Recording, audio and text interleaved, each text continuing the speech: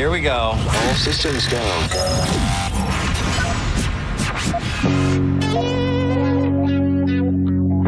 This is the true story about Mac.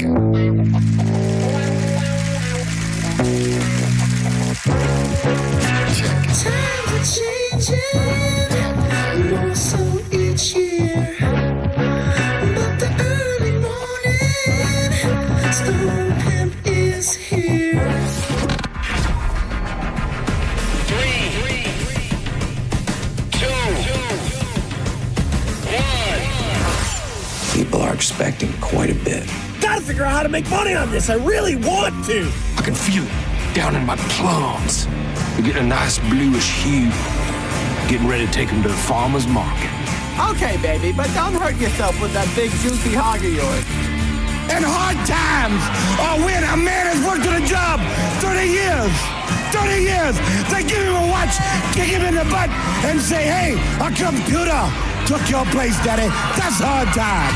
And those cars are going real fast and real fast, son. But he's gay. He's blind. You ready? Oh, wait. So we're just going to wing it? There's a big difference between winging it and seeing what happens. Now let's see what happens. And now, Right now. it's Senning Show with your host, John Senning.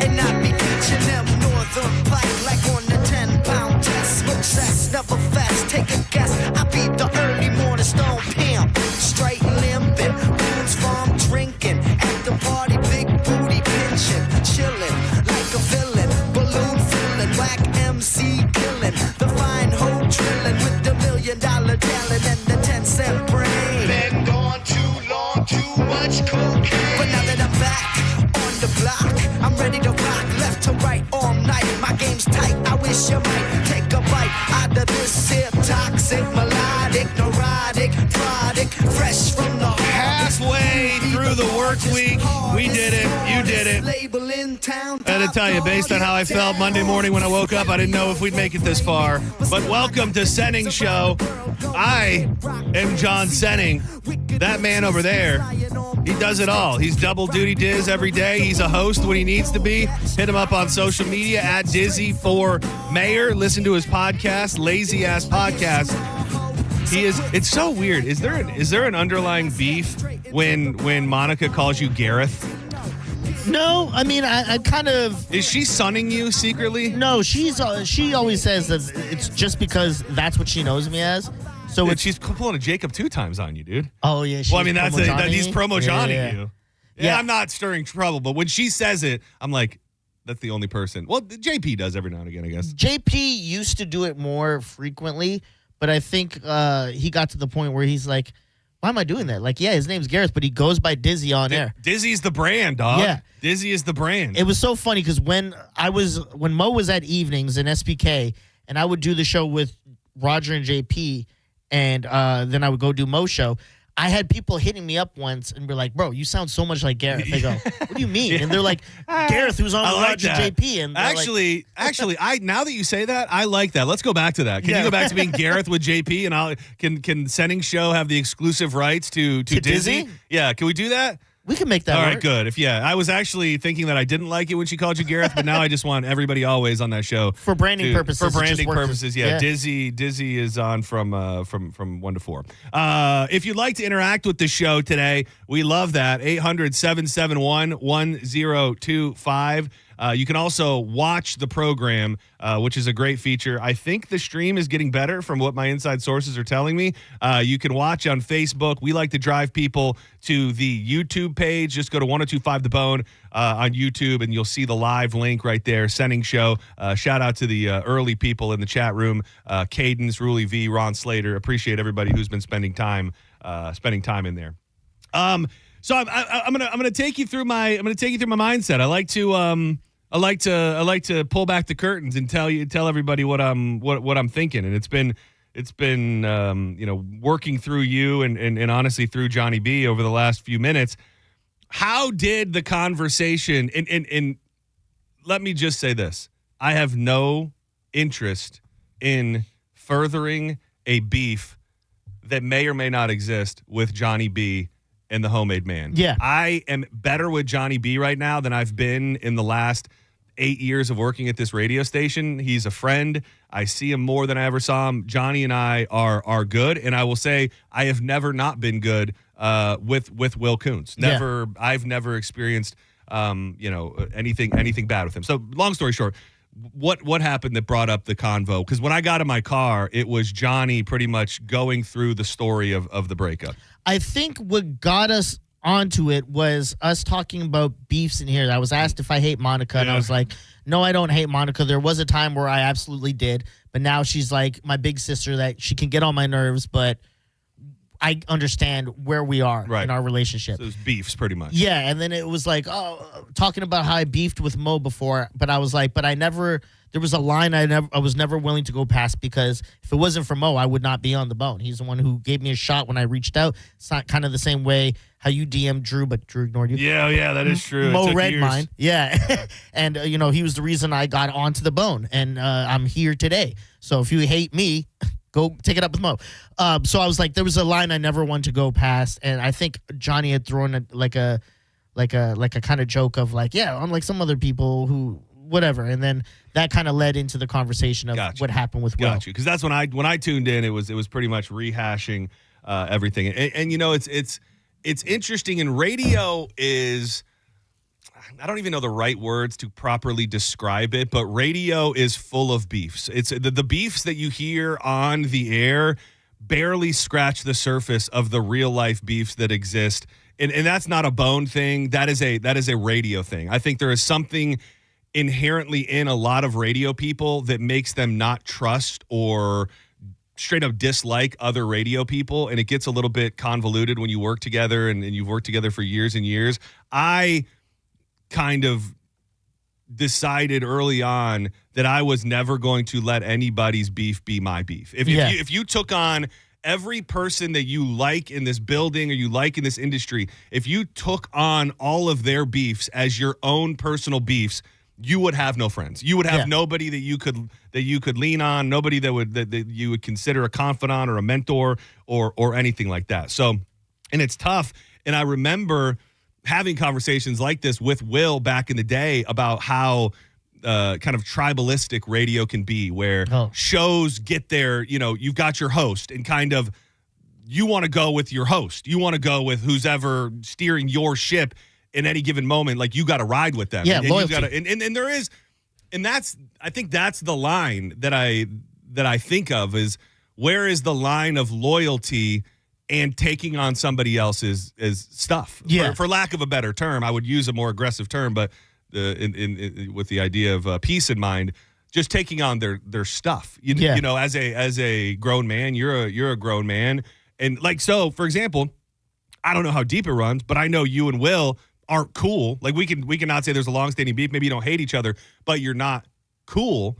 So, as I wouldn't do a lot of things with Will that I might do, or even just having him pop on or some version of that. A lot of that I don't do because I know you guys aren't cool. And I think that's maybe the element of loyalty, or appreciating the fact that we're in this ride together, and that's not changing. So, but there's another line of, if you felt like I needed to hate Will or not like him because of the things that he has done or said to you, which it's just not in me. It's not what it's going to be. I can't take on another man's beefs at any moment. And it's pretty well documented, I don't like to have those beefs. If it was up to me, we really would be all kumbaya, even though, we're clearly not. So through listening to that and the fact that I do talk to Will fairly regularly, I said, well, this will be the opportunity. This will be the opportunity to have the Homemade Man pop on, since his name was mentioned. And I really don't know the last time that he's been heard on 102.5 The Bone. So I sent a text to Johnny, and I just pretty much said, like, this is what I'm going to do. This is what I'm thinking about doing. And I could tell he wasn't happy about it. Yeah, I know that Johnny he's watching what he says, where it doesn't sound like he's taking shots at Will, but you could tell, as much as he's like, yeah, I hope him well and blah, blah, blah, he does not care for Will. when it comes. At least that's what I get from Well, it. and I think it's as far away as it may seem. I also think that those wounds are fresh in Yes. in a lot of Yes. ways. So it's a toughie. I've never had, so the only time where I like kind of raised my eyebrow at Will, I never even said anything to him about this. I just kind of jumped on with everyone, was joking about it, is when he made the 80-20 comment way back. Do you remember that? Oh, yes. Yeah, and that was the only time where I was like, probably not the smartest thing to say. Stuff happened all throughout. There was a time I called up, I think I text Will, because I think Monica was quoting him as saying something on the Late Show, and I was like, let's see what he says. And I text Will, and I was like, hey, you might want to hop on. Roger and JP are talking about something you said on the evening. And I think he actually hopped on, cleared it, and got everyone on his side where it's like, I think he was misquoted here. With this whole thing with Johnny, me and him had disagreements. We both butt heads. We both said stuff about each other. But there came a moment where I was like, this is dumb. Like, why am I don't really have a beef with Will. We just didn't like how things went with us, between us in this situation. Yeah, it is, those things don't heal themselves. They absolutely don't. And like I said, I'm not here to rip open a wound. I'm not here to rehash old battles. But, this guy has been a fixture at the Bone for many, many years. I will say this. Far ahead of the phrase woke, when they had the Stay Woke program, that was before everything was called woke. And eventually went on to be with Johnny. He did the weekly checkup forever. And I'm not going to lie, I don't know the last time that this man's voice has been heard on 102.5 The Bone, but if my calculations are correct, Will Kuntz, Big Willie style, is on the line right now. Oh, no, what did I do? Hang up. You didn't do anything, dude. I really, we don't have to talk about any beef. We don't have to talk about anything, but I did hear your name mentioned today on my way in, and you know that I've been looking for an excuse to have you on and do something with you, and I said, let's rip off the homemade Band-Aid today and see what's going on with Will. How the hell are you, buddy? I love it. John, hello. Gareth, hello. Good to talk to you guys. It's been a long time. I hope everybody's well. It sounds like something went down. I kind of heard a little bit of hubbub. There's not really too much that went down at all. I mean, really, other than your name being mentioned, I think they were just kind of talking about beefs on the air and things that have happened on the radio, and your name kind of came up. And I was driving in thinking about you and thinking about this situation and thinking about all of us, and that much like to my point where I said we're all not going to get along, that's never going to happen. I do think there is more of a connection between all of us, especially like the three of us right here, based on how old we are, and the fact that we have made a decision to make a go at this in our life and with our career. And I see Will right now in a position that, I don't think Will would sugarcoat it for you, that is not great when it comes to being involved in radio. And I'm always going to feel for that. And I'm always going to feel for the people that could have done a million different things in this life with salaries that would have been much better, but they decided to take a go at this path of radio and have a passion for it. And one thing I guarantee that I know about Will Kuntz is that he absolutely loves radio, even if it doesn't always love him back. Is that fair to say, my friend? Oh, my goodness. Is that ever fair to say? Yeah, it is. Took a big gamble on myself with trying to pursue the radio career, and I thought it was going to pay off.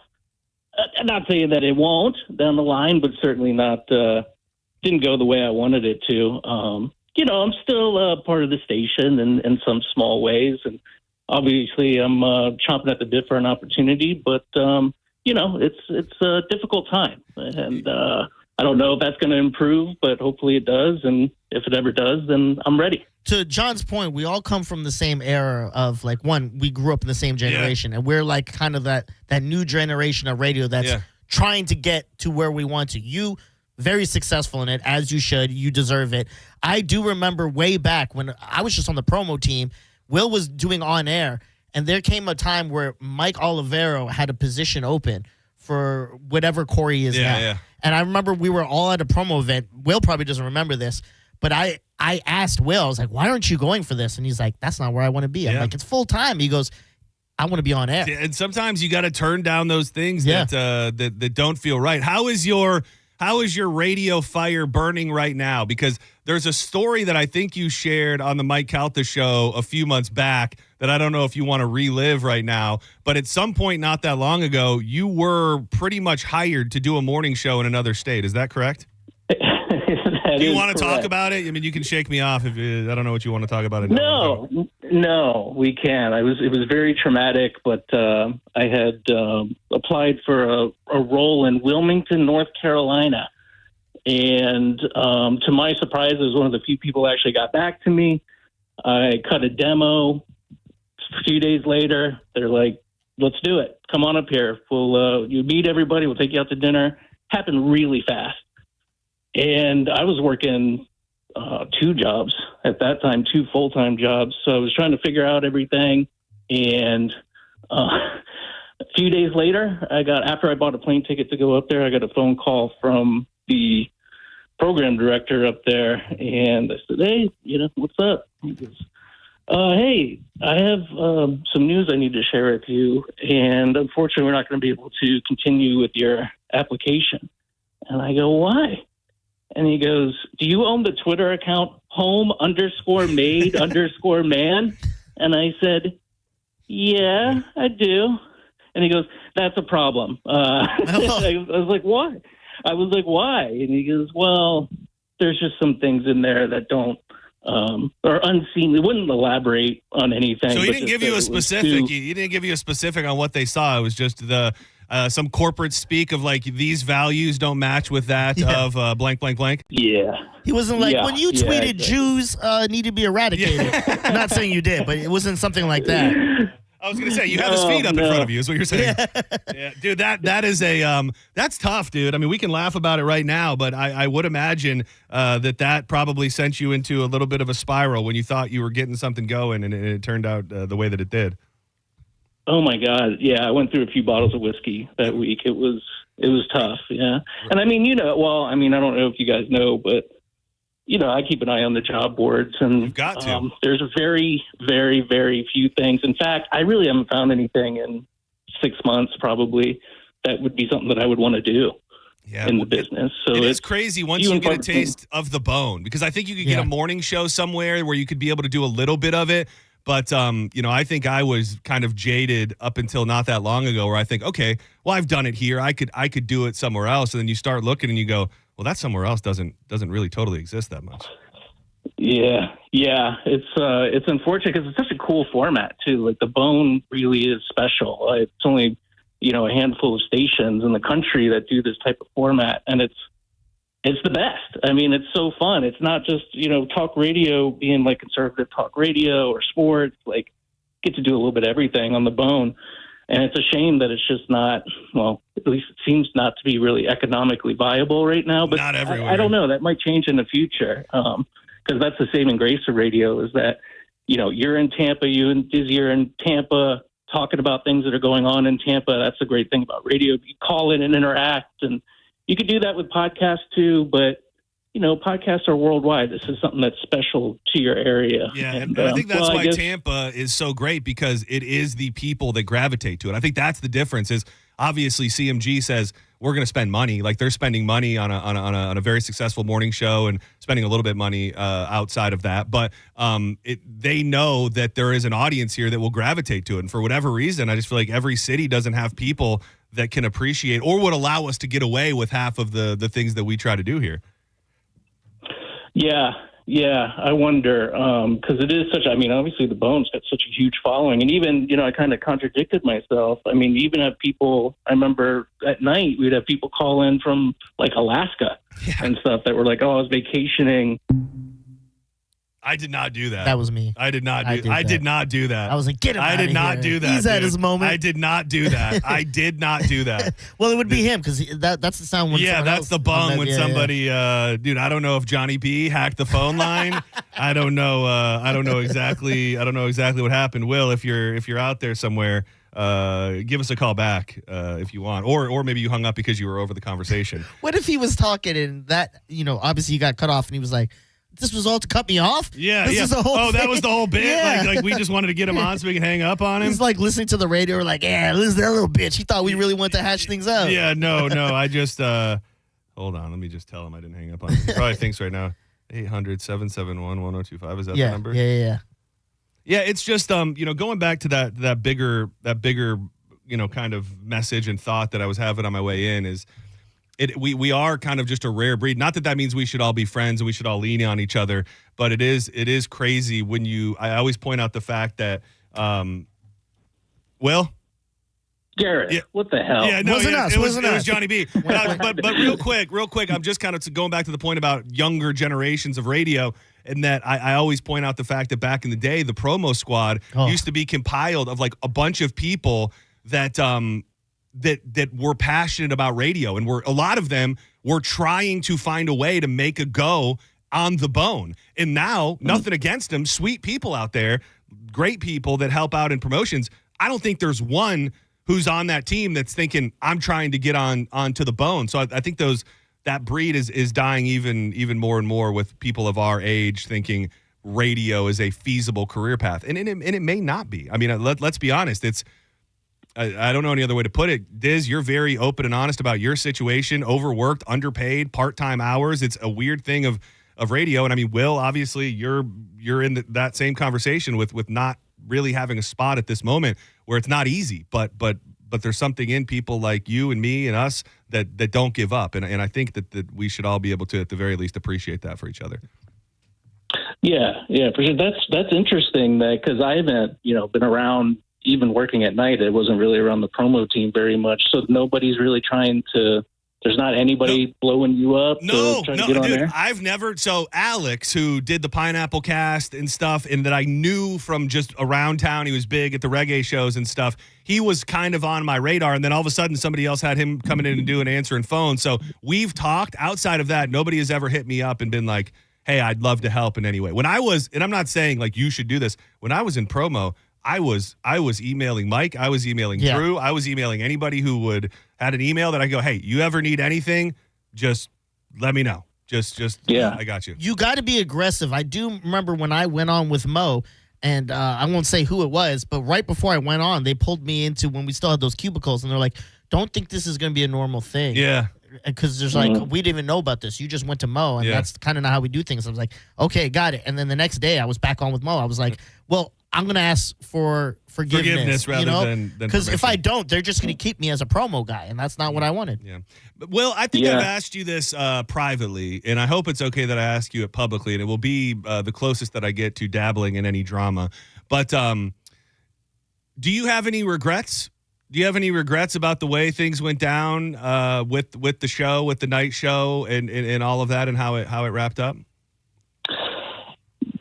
I mean, I miss it, obviously, doing it every day and being on the radio. But that situation just wasn't a good situation. Not to get too deep into it, but frankly, no. I feel like I did the right thing. I mean, that's probably best case scenario for your own mental health is obviously finding your way back in is another story. But if you were doing that while holding on to regret, that would make it worse. So I would say that's good news. Yeah, I mean, things changed a year after that anyway. You got this new lineup now. So I don't know, like, what would have happened to me and in that case anyways with the new lineup. I might be, gone anyway. But, it's kind of just one of those things. But, hopefully I can get involved more. Obviously, I want that. Well, maybe this phone call takes you one step further off of the blacklist at the bone that you may or may not be on at this moment. So, yeah, that's good to know. Your voice has been heard throughout the day today, and I appreciate you taking our call. And I consider you a friend, and I appreciate you, buddy. And I hope nothing but the best for you, whatever that may be. Thanks, man. Take care, guys. Right. Appreciate you. Talk to you later. All right, man. Look at that. No drama, no Still trouble. Yeah. Okay. no drama, no trouble. Everything's just fine. 800-771-1025. And that probably, because going back to when I made a decision that is totally different than what Will went through.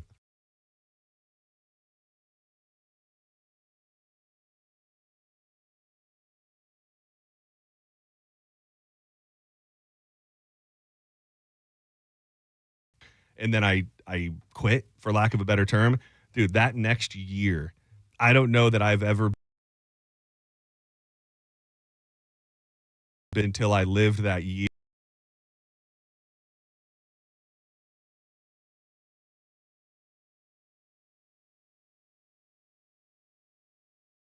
Terrible, terrible feeling. And then now I can look back and go, maybe that had to happen for me to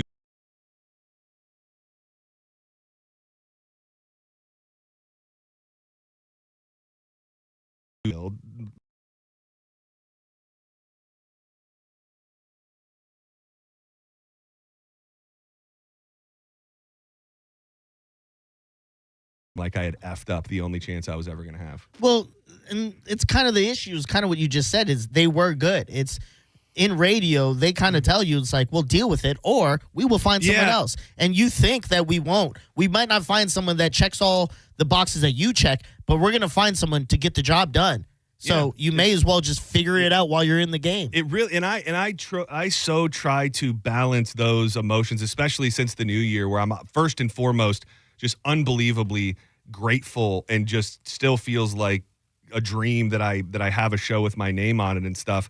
But there's always just that, and I think you have to have it, not too much of it, but you have to have that thing in the back of your head that says you could be gone tomorrow. And people would send some mad tweets, and people would send an email to John Brennan, and then after a week it would be over. You know what I mean? Like it's you know, maybe longer than that. Maybe we still see posts about Roger and Brett and all of that, and rightfully so. Those guys are legends, and nobody really wanted it to go down that way. But the show's moved on. I mean, as cold and callous as that is, that's the way that this world and most worlds work, where you can think that you're that important, but there is a way to fill your spot and keep it business as usual. And I always try to keep a little bit of that in me, just to know, you know, I'm a bad day or a bad week away from being back at Ruby Tuesday. And I don't say that in a joking manner. Like, that's probably what I would have to go do at least for a minute. And you know, it's not a good feeling, but I think you have to have it. What I like about our coworkers, especially the ones like the Mikes, the Drews, the Mo's, the ones who've been through it, is that they're not afraid to give us information to help us through this. They're not like, well, you're the new generation. I'm worried about you guys, so I'm not going to help you out. Figure it out. Unless you're on my show, good luck. Yeah. Mo, when I got the after show spot and I had told him, he's like, how are things going? This was the first weeks. He's like, you sound great. And I was like, yeah. I get a lot of people on social media hitting me up or like being like, oh, this thing sucks and blah, blah, blah. He's like, 3 months. I'm like, what do you mean? He goes, 3 months tops. It'll go away. He goes, people are always afraid to change. They're gonna hate that this is the new thing, but sooner or later that will die down and you won't even hear it anymore. And to his credit, he was right. I did not hear it again. I'm sure there's still people that hated me, but there was not like a lot of pushback. People were like now part of this. Yeah, but you can also take that and you know, this is no disrespect for the people who tweet and are considered P1s. That is a fraction of a fraction of a fraction of the people that are listening to this station. You know what I mean? Like the person who gets mad enough or says that they don't like something enough to go to their computer and punch it out and type it out and send it. Like that is a very different type of mentality in person that is sitting in the car line every day and catching the show for 15, 20 minutes when they go to pick their kid up, or the person who's driving and busting their ass that would never think of opening an app or tweeting anything. And we depend on those people that are here through all of it and leaving the comments good and or bad. But, you know, somebody once told me,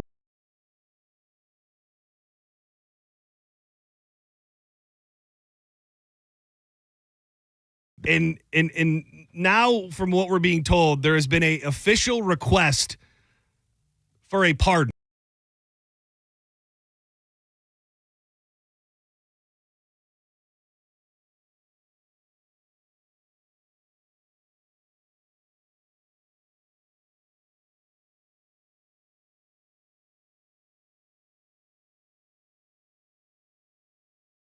Here it is. You're going to love this. Yeah. Hell yeah. Yeah. You like that? Let's go do live.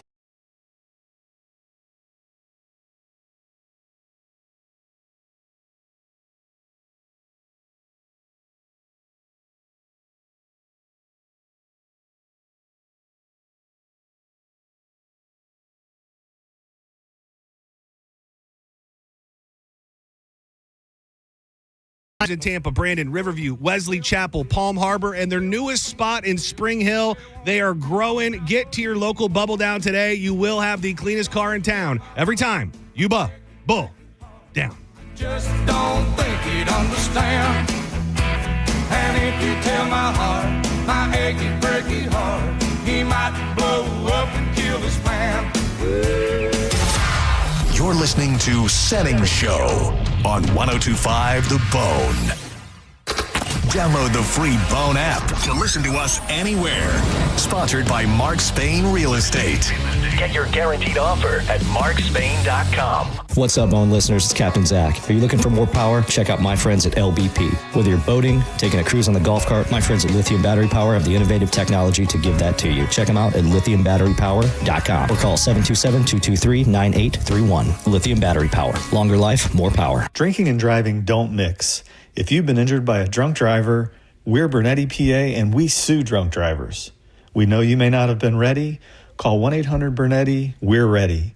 Offices Tampa, Lakeland, and Pinellas. Avoid the stress of listing your home on the market and sell your home fast for all cash with a guaranteed offer from Mark Spain Real Estate. Hey, it's JP. And don't worry about repainting your scuffed up walls or fixing your leaky faucet. Mark Spain Real Estate's guaranteed offer allows you to bypass the market. Receive an all cash offer and close in as little as 21 days. There are no showings, no open houses, and no costly repairs. Mark Spain Real Estate makes selling your home stress free. Go to markspain.com to get a guaranteed offer on your home today and start packing. For decades, Camtech School of Construction has been the leader in preparing thousands of people to advance their career as a licensed contractor. Join Camtech's free info seminar tonight, 7 p.m. Embassy Suites, USF, 3705 Spectrum Boulevard in Tampa. 1-800-875-PASS. CamtechSchool.com. Paid for by Hims & Hers Health. Hims & Hers Weight Loss is not available everywhere. Compounded products are not FDA approved or verified for safety, effectiveness, or quality. Prescription required. Restrictions at 4hers.com apply. Wegovy and Ozempic are not compounded. Trying to lose weight? It's time to try Hers. At 4hers.com/radio, you can access affordable, doctor-trusted weight loss treatments tailored to you. These include oral medication kits and compounded semaglutide, the same active ingredient that's in Ozempic and Wegovy, but at a much lower price. So you can lose weight for less money than you'd spend on name-brand drugs. Through Hers, pricing for oral medication kits starts at just $69 a month for a 10-month plan when paid in full upfront. No hidden fees, no membership fees. Plus, the process is 100% online. If prescribed, your personalized plan ships free directly to your door. Reach your weight loss goals with help from Hers. Get started at 4hers.com/radio to access affordable, doctor-trusted weight loss plans. That's 4hers.com/radio. FORHERS.com/radio. You worked hard for your 401k. But if you've left your job, your money might be sitting in the wrong hands. I'm Jeff Jr. with Trajan Wealth, and it's very possible that the 401k that you have had for years has hidden fees and limited investment choices. But if you're no longer with the company, that 401k may be at the mercy of your former employer. All of these things could be costing you thousands. Rolling over your 401k into an IRA can provide better investment options that align with your long-term goals. At Trajan Wealth, we're fiduciary advisors that are held to a higher standard with no hidden agenda and no hidden fees. Don't let your retirement dollars sit in an old plan, and don't roll it over to your new plan without consulting Trajan Wealth first. Call Trajan today at 813-550-1000. That's 813-550-1000. Advisory services are offered through Trajan Wealth, LLC, an SEC-registered investment advisor. With all this rain lately, I'm sure you already know if you've got some holes in your roof, you'll notice water leaking from your ceiling. But if you haven't had a roof inspection, get a free one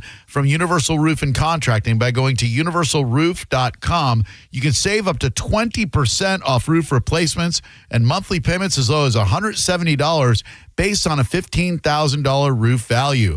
That's universalroof.com for Universal Roof and Contracting, universalroof.com. Are you a parent of a 2 to 8 year old? Listen closely for an exciting offer, then head to abcmouse.com/radio to learn more. By now, you've probably heard of ABC Mouse. ABC Mouse is like a little one-on-one teacher. It has helped her so much. We're offering a promo at abcmouse.com/radio to try it for free for a month, then $14.99 per month until canceled. Go to abcmouse.com/radio to see this offer. That's abcmouse.com/radio. Actual ABC Mouse users compensated for their testimonials, sponsored by Age of Learning. Hi, welcome to IKEA. This is my college campus. Correct, but I see you're on IKEA.com ordering some college items. My daughter's room is pretty bare. We need a lamp, some comfy pillows, her favorite stuffy. Dad! With pickup options, we've got what you need to conveniently order IKEA. Literally anywhere. Sweet. More time for gaming. And studying. Wait, where are you going now? Have to show the Ultimate Frisbee team how easy it is to order from IKEA. Get IKEA whenever, wherever, however you want. Choose from thousands of pickup locations, affordable delivery options, and more. Experience Monster Jam live and become a fan for life with an ultimate day of family fun at the Amalie Arena on August 15th through the 17th. Get ready to cheer, scream, and be amazed as massive Monster Jam trucks and world champion drivers take over Tampa for a weekend packed with high-flying action and jaw-dropping stunts. Involved in a car accident? We understand the pressure you're under. Call Farah and Farah. Tampa. Now, back to Real Raw Radio. Sponsored by Anajar and Levine, Accident Attorneys. Call 1-800-747-FREE. That's 1-800-747-3733. You might know nothing, but at least you'll know that thing. Brought to you by Just Call Mo, Tampa's injury attorney. That thing. It's time for That Thing, right now on Senning Show. 1, 2, you know what to do.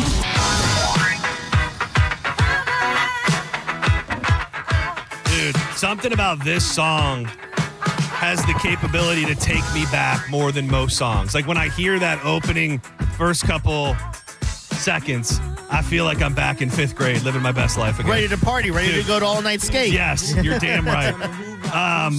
We've got That Thing today pertaining to the Didmeister himself and whether or not he will be pardoned.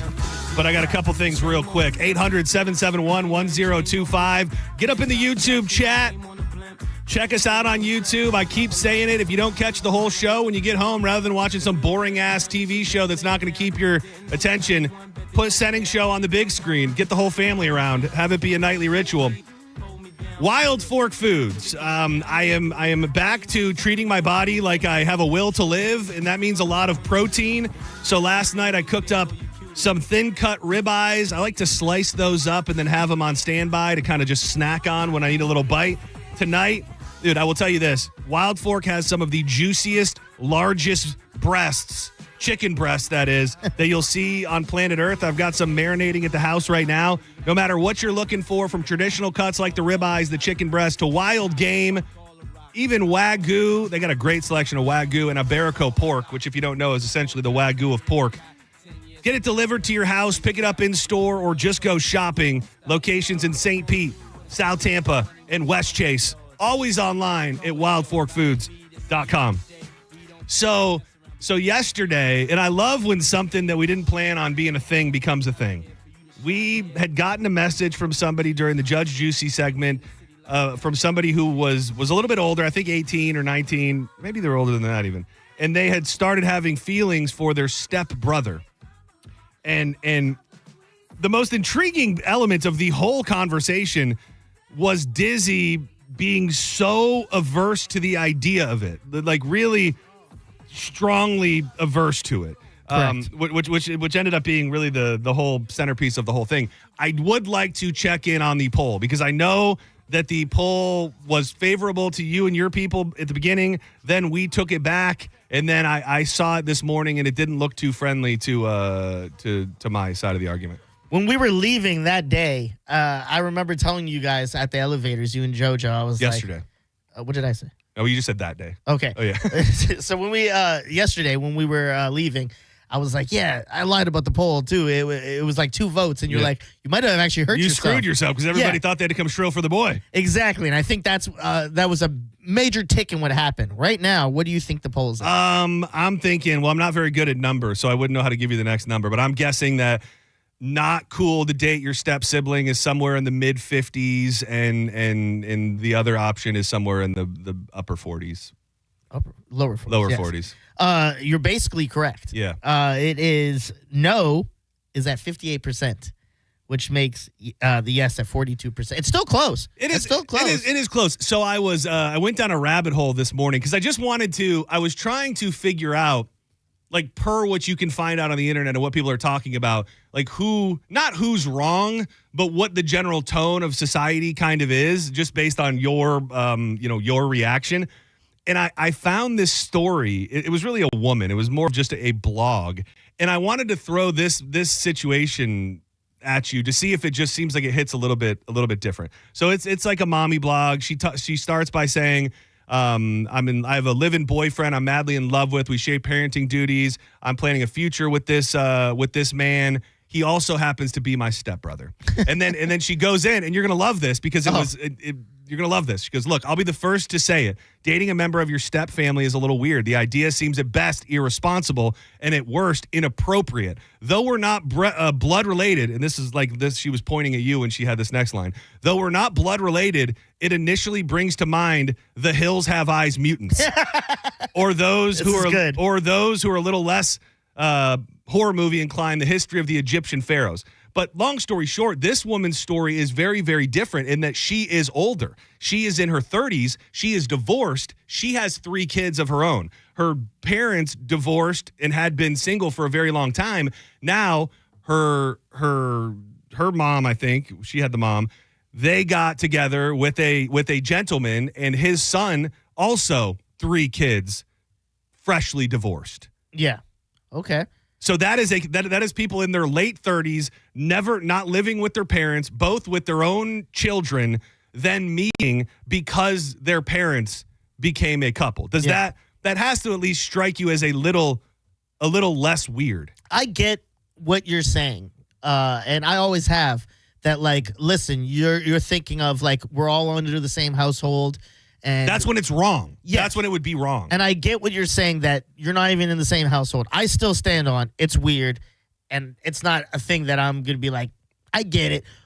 Ian said it best, because I told you I was texting him yesterday because I was like, what does Ian think? Is this like, because I jokingly said like, all the white people said this is okay. Is this maybe just a brother thing?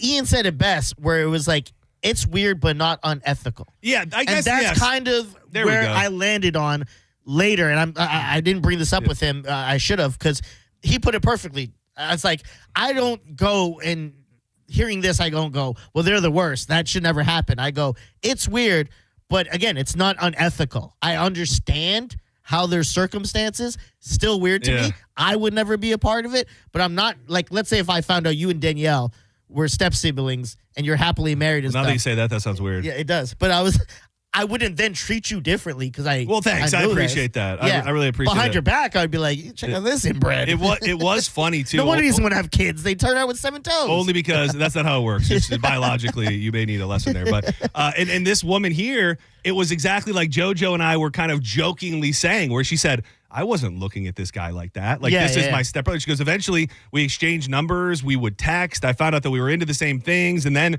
the text kind of became like good morning text. And then eventually we went out. And it's kind of one of those things where I don't think that these people, well, not every person. I don't know that every person that's in this situation goes, oh, I really want to bang my stepbrother or stepsister. You find yourself in a bizarre situation, and next thing you know, you're banging your stepbrother or your stepsister. I won't go into detail on air about this, but I'll put it like this. I don't know if you remember the Bone 10 besides me snitching on you. Yeah.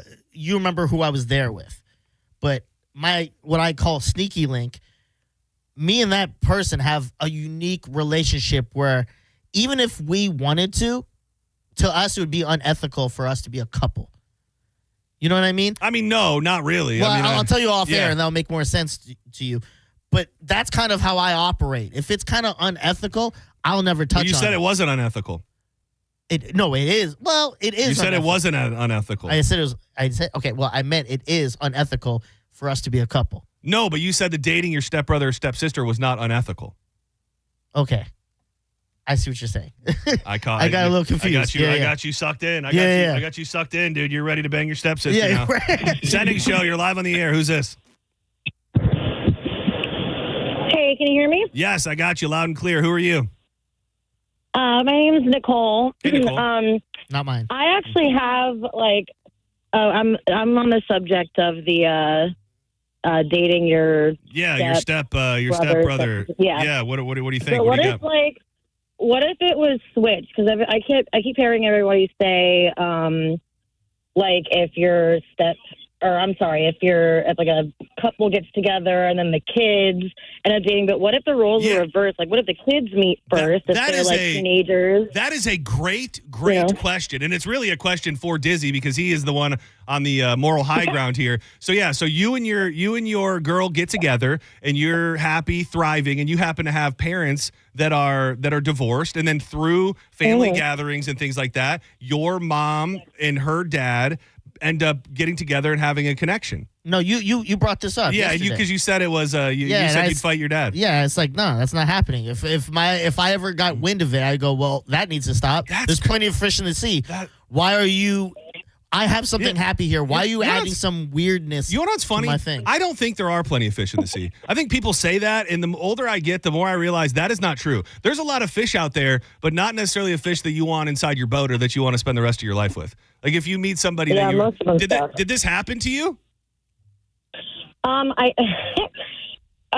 do have something that's very similar. I'm not going to lie. My uncle and aunt can't have kids. Okay. So they adopted this boy. They're both teachers, and one of them knew this kid that was going through like a lot of trouble, and he ended up going into foster care, something like that. Well, they ended up adopting him legally, and he was like a year older than I was, and we were like 14, 15 at the time. Okay. And I'm not going to lie, I was definitely attracted to him. And I always, like, obviously nothing ever happened. It was weird. Like, we both even talked about it, how we were, like, attracted to each other, but there was nothing we could do about it because we knew we were technically a family now. But it's like, you're only family, like, legally. Like, he was just this random person that is now in my family. How old were you and how old was he when he came in the house? I know you just told me, but what was the age?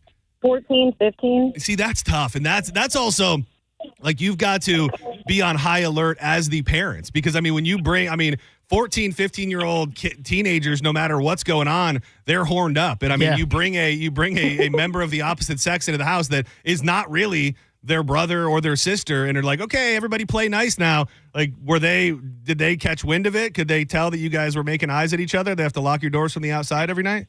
Not that I'm aware of, but I was also a little oblivious back then. So you never let him hit it just one time? No, I was 15. Okay. I'm not. That's a slippery Now you're being slope. judgmental. That's a slippery slope that I'm not willing to pressure old 15-year-olds you to have sex with your stepbrother, your adopted brother. But thank you. That is you've brought something to the table today, and I appreciate you calling. Thank you so much. Yeah. Today. That is because adopted would be the same thing. It's basically it is. We're pretty much in the same realm there. Yeah, once you become family, it becomes a little weird to me. And that's my whole point with this. It's not, again, I don't think that you should be burnt at the stake. Well, thank you. Well, again, I'm not actively. That's the other thing too. It's also forced me to defend something that I don't really feel necessarily any sort of way about. Yeah. I just don't feel as strongly negatively as you do. So that's where we're not always kumbaya, John. That's what's brought me to be a defender of people who want to have sex with their step siblings. I am your guy. I am here for you. You said let it fly because it happens in porn, and you don't shy away, right? No, I was just making the correlation that for whatever reason, step blank porn has got to be without a shadow of a doubt in the top 5. You think so? Oh, without a shadow of a doubt. I would bet you step anything is within the top 5. I'll give you the top 10, but I bet you it's a top 5. Okay. I think yeah, you're probably right with the step because I think stepmom would probably be higher than step siblings in porn. But okay. Top Pornhub. Let me see. This was 2024. They always Florida was still in there. Oh, Good. there's yeah, this one's tough because it's just the top one for each state. Oh yeah. So it's not in there like that because these are these are tough. Dude, that can't be true. The United States as a whole, the most searched, most viewed categories for the United States. I feel like now that I said so strongly that can't be true, it's going to make me sound racist. It's ebony. Nice. The United States when they show the whole United States, it is Why is that questionable? Ebony. It's not questionable. Well, I just know there's a lot of racists in this country. Okay, here's the top 10 right here. Oh man, I just had it. It's in order.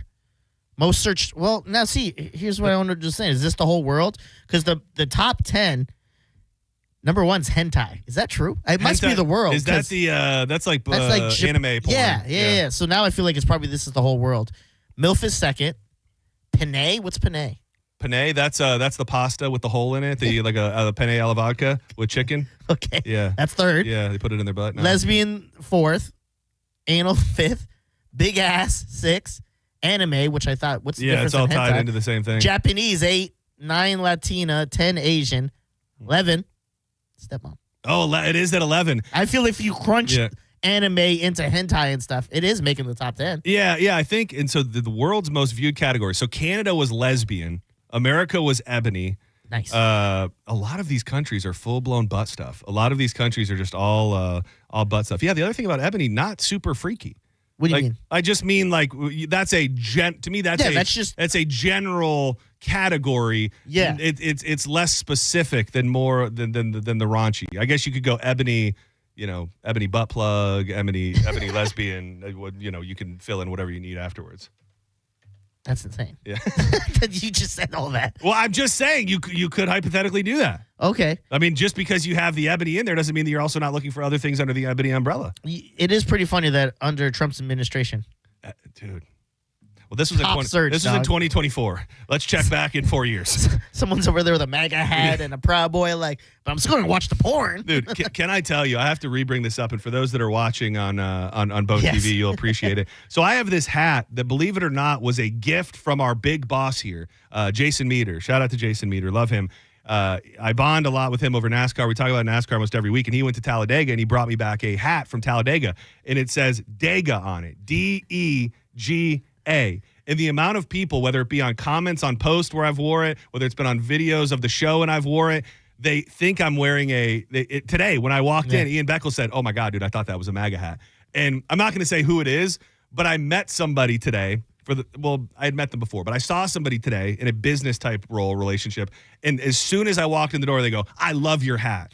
And in my head, I want to go, "Are you a NASCAR fan or did you think this was a MAGA hat? What do you think it is?" It just says DEGA. I realize that we live in a sensitive society, and if you have a GA at the end and it's in red letters, people are going to suspect a certain thing. But for those that were wondering, this is a Dega hat, a Talladega hat. I do remember when you first wore it and it was on Bone TV, your dad texted you and goes, "I never loved you anymore." Exactly. Yeah. Yep. This is actually, it was the sad day when he found out it wasn't a MAGA hat. Because I teased it, because it is that thing, let me hit on this real quick. Sean Diddy Combs' defense team has officially reached out to President Donald Trump seeking a pardon after his conviction on prostitution-related offenses. A source close to the legal team telling NBC News asked about the pardon in an interview with Newsmax on Friday. Trump said, "They have talked to me about Sean, but I haven't announced my decision." The source close to Diddy confirmed that they have been in contact with the Trump administration. The confirmation that Trump has been approached was earlier reported, but I don't think it was in an official manner. White House official commented as well, saying the White House will not comment on the existence or non-existence of any clemency request. Does this if Trump were to do it, does it somehow help him more with certain people, or does it hurt him more with other people? Hurt. Yeah. If he pardons Diddy, everyone's going to go, he's absolutely on that Epstein list, because he's over here pardoning Diddy, knowing all the crazy other stuff he's done. Yeah, he was found innocent in the court of law for the racketeering and all that, but we know he's still a bad guy. The thing is I don't, when it got to be right around time for the verdict, I was clued into the fact that there was a pretty large group of Diddy supporters. He doesn't seem to have, or at least have I noticed, the supporters of a Cosby or even of an R. Kelly. Like, I didn't really get this groundswell of people that were like, "No, you got it all wrong. They're railroading our guy." It kind of feels like people have turned on Diddy as a whole. So I don't know, not that he would do this to appease anybody, from a demographic standpoint, but I agree. My initial reaction is when you're fighting the Epstein stuff, when people are wondering if you're going to pardon Ghislaine Maxwell and you're fighting this, to then add on top of that a Diddy pardon, I think it just continues a narrative. It doesn't look good. But I'm also at the point where I'm realizing he and other politicians, they don't care. No. If it's not an election cycle, as far as we know, he can't run again. So what does he care? Yeah. He's not ramping up for re-election. So if he hurts some people's feelings in the next 3 years, I don't think he cares. Do you remember that they had 3 victims that were ready to take the stand, and last minute one of them dropped out? At the Diddy trial? Yeah. It was victim 3, who is his ex-girlfriend, and has now been writing letters to Trump and all the administration, be like, you got to free Diddy, blah, blah, blah, blah, blah. The power he must have over some people to make her drop out as a victim. And then be like, on her yeah, side or on his back, side. baby. Yeah, dude. The things that go on behind closed doors in our society, we'll never know. Yeah. But I would say, as wild as you could conjure up in your mind, and as many movies as you've watched where there's backdoor dealings and people being threatened, it's probably that and then some. So, before you go, got a text. They knew it was a racing hat. Oh, they did? Yeah. Okay, good. Yeah. I wasn't sure. Yeah. Because not everybody is into racing or knows what it is. So my first initial reaction was like, okay. Which, hey, if you thought it was cool for another reason too, judgment-free zone. Yeah. We listen and we don't judge. Real quick, I got to go to break, but who is this? Good morning, or good afternoon. CJ, hi, guys. Hey, CJ, how are you? Real quick. All right. I know you got to go to break, so real quick. I was just going to say that when we're talking about all the sex and openness about it, I think that everyone should be open to anything. Thank you. Preach, sister. Don't go anywhere. When we come back, I'm looking to get rid of some prizes. We did this once before, and there's so many out there, and I don't want to make you relive your trauma, but it's going to be a brand new edition of Tampa Bay Tuggers, because we've got one of the most egregious tuggers to hit Tampa Bay in quite some time. This man was traveling to St. Petersburg for some prime tugging outside of ladies' windows. If you have been victim of a man who's pulled it out and tugged on it without permission, I'm willing to give you a prize if you share that story. It happens in the Target parking lot. It happens on the freeway. And if you share your Tampa Bay Tugger story with us, we'll hook you up with some prizes. 800-771-1025. More Senning Show on the way. It was a Hawkins Service Co. party at the Senning Estate this morning. I've got to give a big shout out to my guy Rob, who was the man helping me figure out my pool. I'm getting a new variable speed pump. I'm getting a new filter set up. He's taking care of me big time. Also, a very special shout out to Doug from Pentair, who I'll be using their products to have my pool running in optimal shape. And I'm so excited because I'm going to be able to control the filter and everything with the pool right from my phone. No matter what you got going on, whether it's plumbing, HVAC, electrical, or pool repair, Hawkins really does handle it all. Will, my dude, came through, gave me the 66-point inspection on my air conditioning unit. It's been struggling a little bit in the middle of the day, and I found out exactly why. Got the part replaced, and I'm operating at top speed. I trust these technicians. They send you the little text message with the background check before they come into your home, so you know you are good to go. I love the help that they give. They explain everything along the way. So hit them up today, no matter what you got going on. You can give them a call at 813-445-8209. Reliable, professional Hawkins. One call really does handle it all. Always online at hawkinsserviceco.com.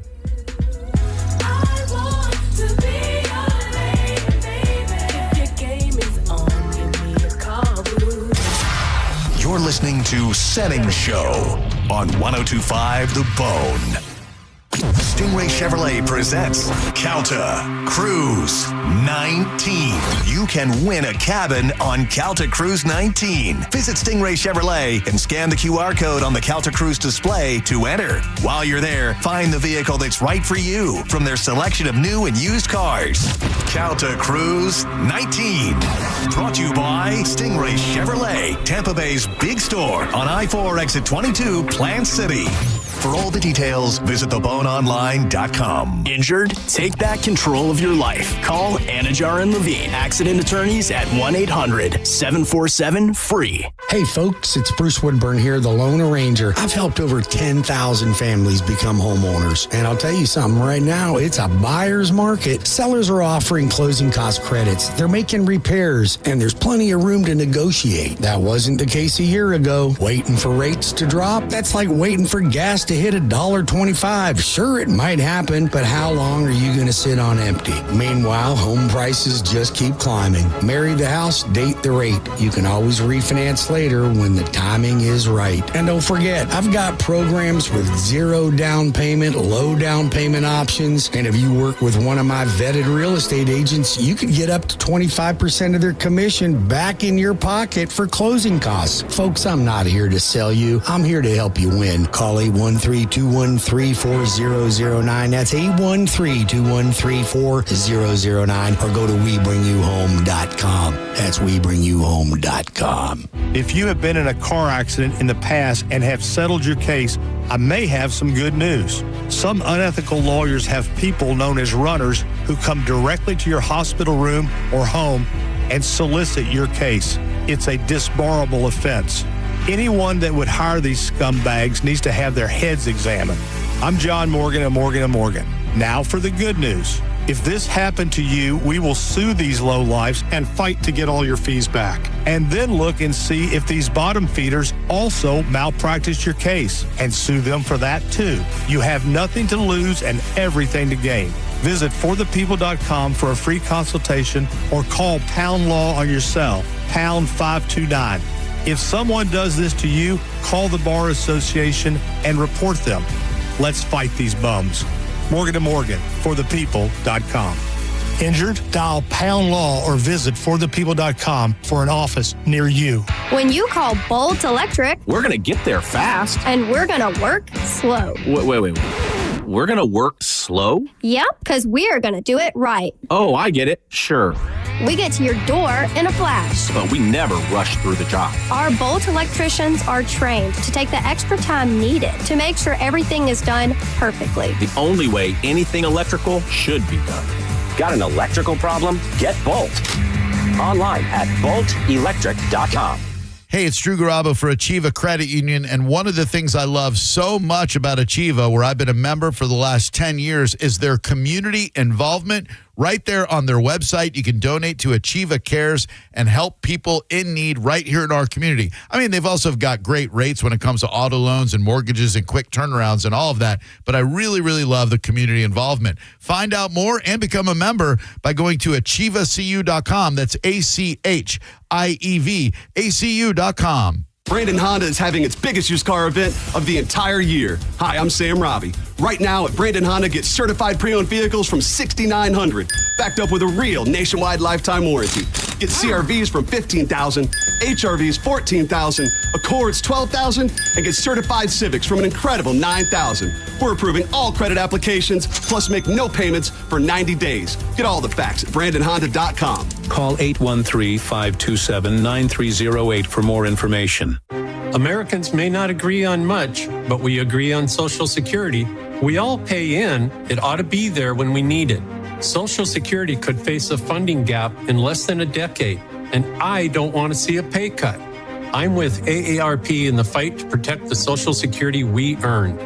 Pledge to protect Social Security at aarp.org/weearnedit. That's aarp.org/weearnedit. Paid for by AARP. I'm Matt Morgan of Morgan & Morgan. Your car steering wheel could be a ticking time bomb. At least 24 people have died and many more injured because their airbags fired shrapnel at them upon inflating. Tens of millions of cars have been recalled. If you suffered cuts that required stitches, hearing or vision loss, or broken bones, please contact us today. You could be owed money for medical bills and other damages. Morgan & Morgan. Visit us at badairbags.com for an office near you. Prior results do not guarantee a similar outcome.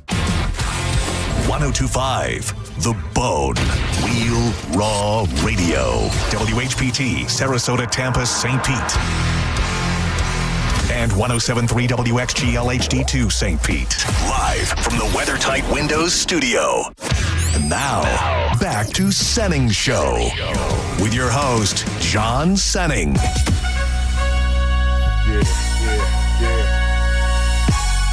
We all my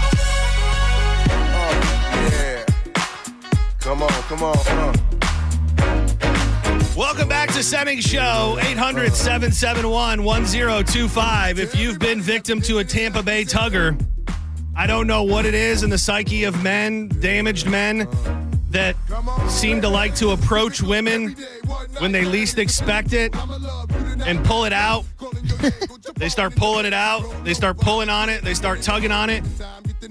The psyche behind it is crazy, and I think when I first started hearing about these stories, and we used to talk about them all the time on Drew Garabo Live, I think that my thought was that these men thought their hog was so unbelievably beautiful that by pulling it out in front of a woman, they would go, "Oh my God, I need to marry this man. Yeah. I need to be with this guy." And as I've gone through my life and I've learned a little bit more, I think I've learned to accept that it is a shock thing. They want to be in control. It is not about. I'm sure there are desires about the woman, but really they're getting off on the shock factor of it all. In this story, out of St. Pete, this man seems to have committed his life to tugging right outside the window of people in St. Pete. And I do wish, I don't know what the legality is behind it. I wish these stories were telling us where in St. Pete this was happening. Because I think that if it's happening in your neighborhood, I believe we have a right to know. Like if I'm a lady that lives in St. Pete and this guy was tugging in the windows 2 doors down from me, like I kind of feel like you deserve to know. And none of the articles, if you're somebody local in St. Pete and you happen to have any insight on this, I'd be interested what you know about the location, because this guy, it was his job. He was putting in work on a regular basis. A man was arrested on Monday after police said he began stalking several women in the St. Petersburg area, leaving them unusual notes and packages. That's really the least of what he was doing. The St. Pete PD identified at least 5 victims, but detectives believe there could be more people affected, which is a great reason to put out, at the very least, the neighborhood of where roughly this was going on. The suspect, well, I gotta say, he doesn't look as scary and weird as you think somebody would look who was doing things that he was doing. The suspect, William Michael Kofer, would travel from his home in Palmetto to St. Pete to stand outside of the victim's bedroom's windows and peer inside. There were at least 2 cases where the victims reported seeing the man masturbating outside of their window. He would also leave notes, and on one occasion delivered a package of sex toys to one of the victims. Which, I mean, those sex toys are not cheap. I mean, depending on, this man is a creep, and women, I'm sorry that you have to deal with this. That's another example of why women chose the bear. Yeah. But a gift's a gift. I mean, you get like 3 nice pieces. Yeah. I mean, that could be like $150, $200. I mean, you get one of the ones with the little suction on it and the little tongue thing. Those things are running like $300. I don't know what they were, but he would leave notes, and at one occasion he left a package of sex toys. The police department received the first complaint on June 30th. Officers said additional tips helped them connect various incidents and eventually led them to identify Kofer as a suspect. He has been charged with 4 counts of stalking, 4 counts of voyeurism, according to the police department. Anyone who believes they have been victimized by this guy is asked to reach out to the St. Petersburg Police Department. Like, what a, I mean, you got demons, dude. You got serious. I mean, the man was leaving.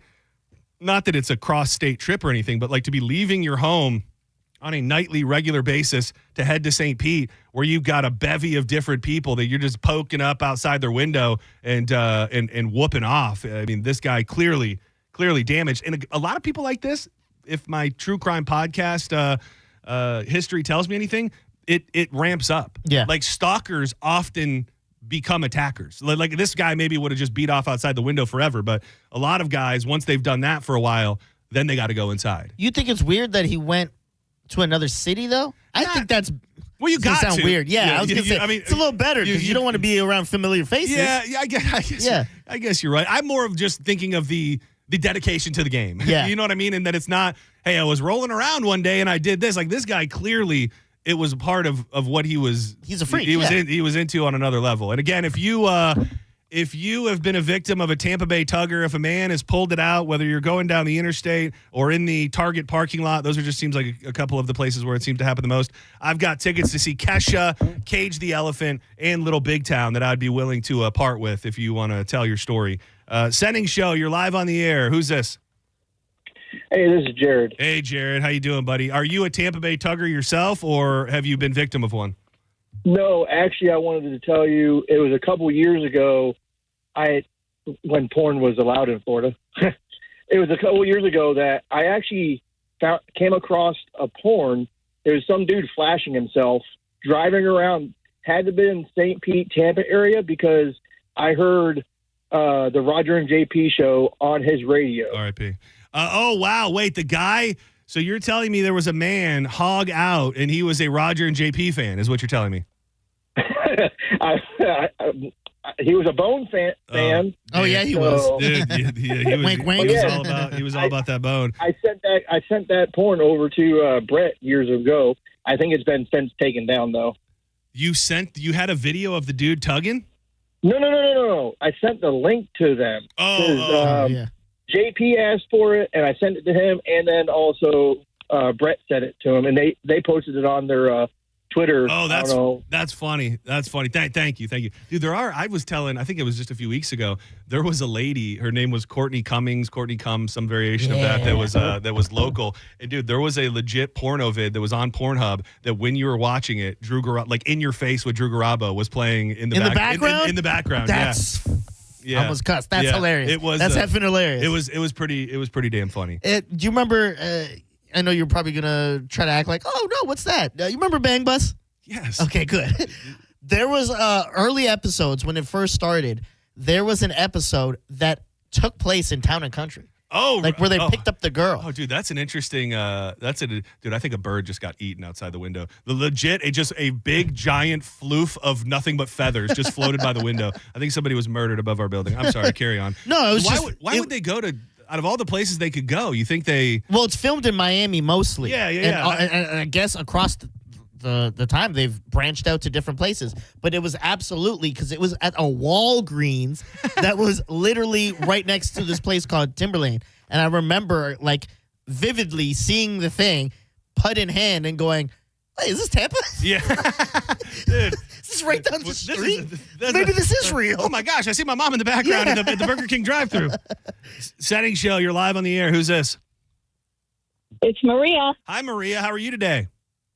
I'm good. I just want to tell you a little about a creeper story. Oh yes, I'm so sorry that you ladies have to deal with this. It's men. We're savage beasts. Yes. Not all of us, but most of us. So first, I'd like to apologize on behalf of men. Thanks. And unfortunately, women are not really taught to speak up and know what to do in situations like this. But they are good stories preach, for sister. our Hashtag me friends too. that are married. Yeah. What? Yeah. What happened? So I lived on the Gulf Coast, and this is in my wild single days, and I had a date with a rocket scientist in Cocoa Beach.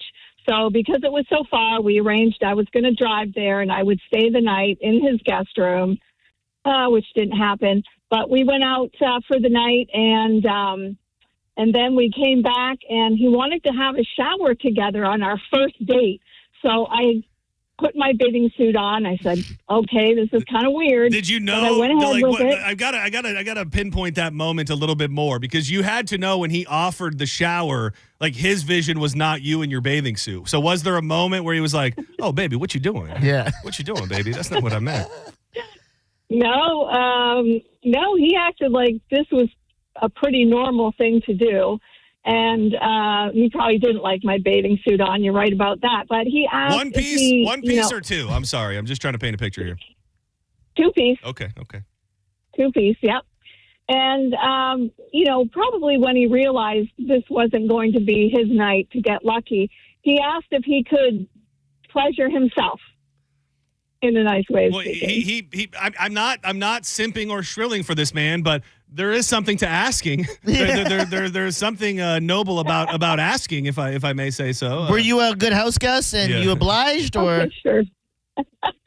You know what? I knew this was the last time I was going to see him. So I said, knock yourself out, dude. Oh, and so he went full Louis C.K. Well, Louis did. I don't think asked. No, that's true. Or no, maybe he did ask. I forget. He did ask. Yeah. So are you saying that's a polite thing to do? Well, no, I'm not saying.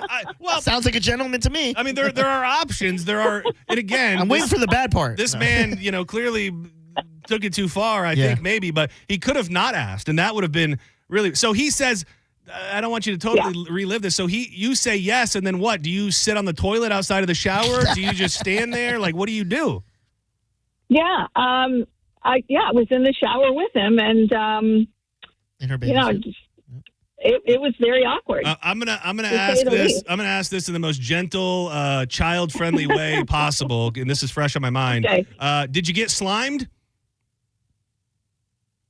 You know, I don't remember because it was over 10 years ago, but I don't remember getting slimed. So Okay. that's a good thing. Now, but he did call me, a few days later and wanted to go out again because I was really fun. And that was a hard no. I was surprised that he gave you the guest room when you came all the way over. That to me No, would be he like, didn't. well, you got at He least. did not. No, he did not. He did not. Okay. No. Sorry. What's and I'm not like I think we're half joking about him asking and stuff. What did he do that was the ultimate turnoff to you? Was it assuming too much early on? Was it the idea of the shower? Like what were the overall deal breakers? Was he a sweet man other than that? Okay, it actually came before that. We were going out. We went to a bar, went drinking, and I had just turned 40. So one of my bucket list things was getting a belly button tattoo. So he took me there and paid for it. But then when it was time to eat, he said he was out of money. Oh, no. I paid the $10 for the belly button thing. Oh, no, dude. You can't you can't be out of money for dinner and ask a lady to whoop off in front of him. You can do one or two of those things, but they cannot happen. Where'd you go out to eat? It's worse. It gets It's worse. We were driving back, and I said, look, I got to go through Taco Bell, get something to eat. And he said, well, just order me what you're getting. So this was this was the dinner, or this was a snack after the dinner? No, this was the dinner, and I paid for it. Taco Bell was the Taco dinner, and he's Bell. like, I don't got Taco Bell Yeah, money. what's going on out there? What brought you to Taco Right. Bell? I'm more concerned. They don't have a dollar I'm so menu. glad to be married now. I'll tell you that much. Yeah, get out of there. You know, some people say there's lots of fish in the sea. I say no, there's not. There's a lot of fish that want to beat off in your shower out there, and that's not really for.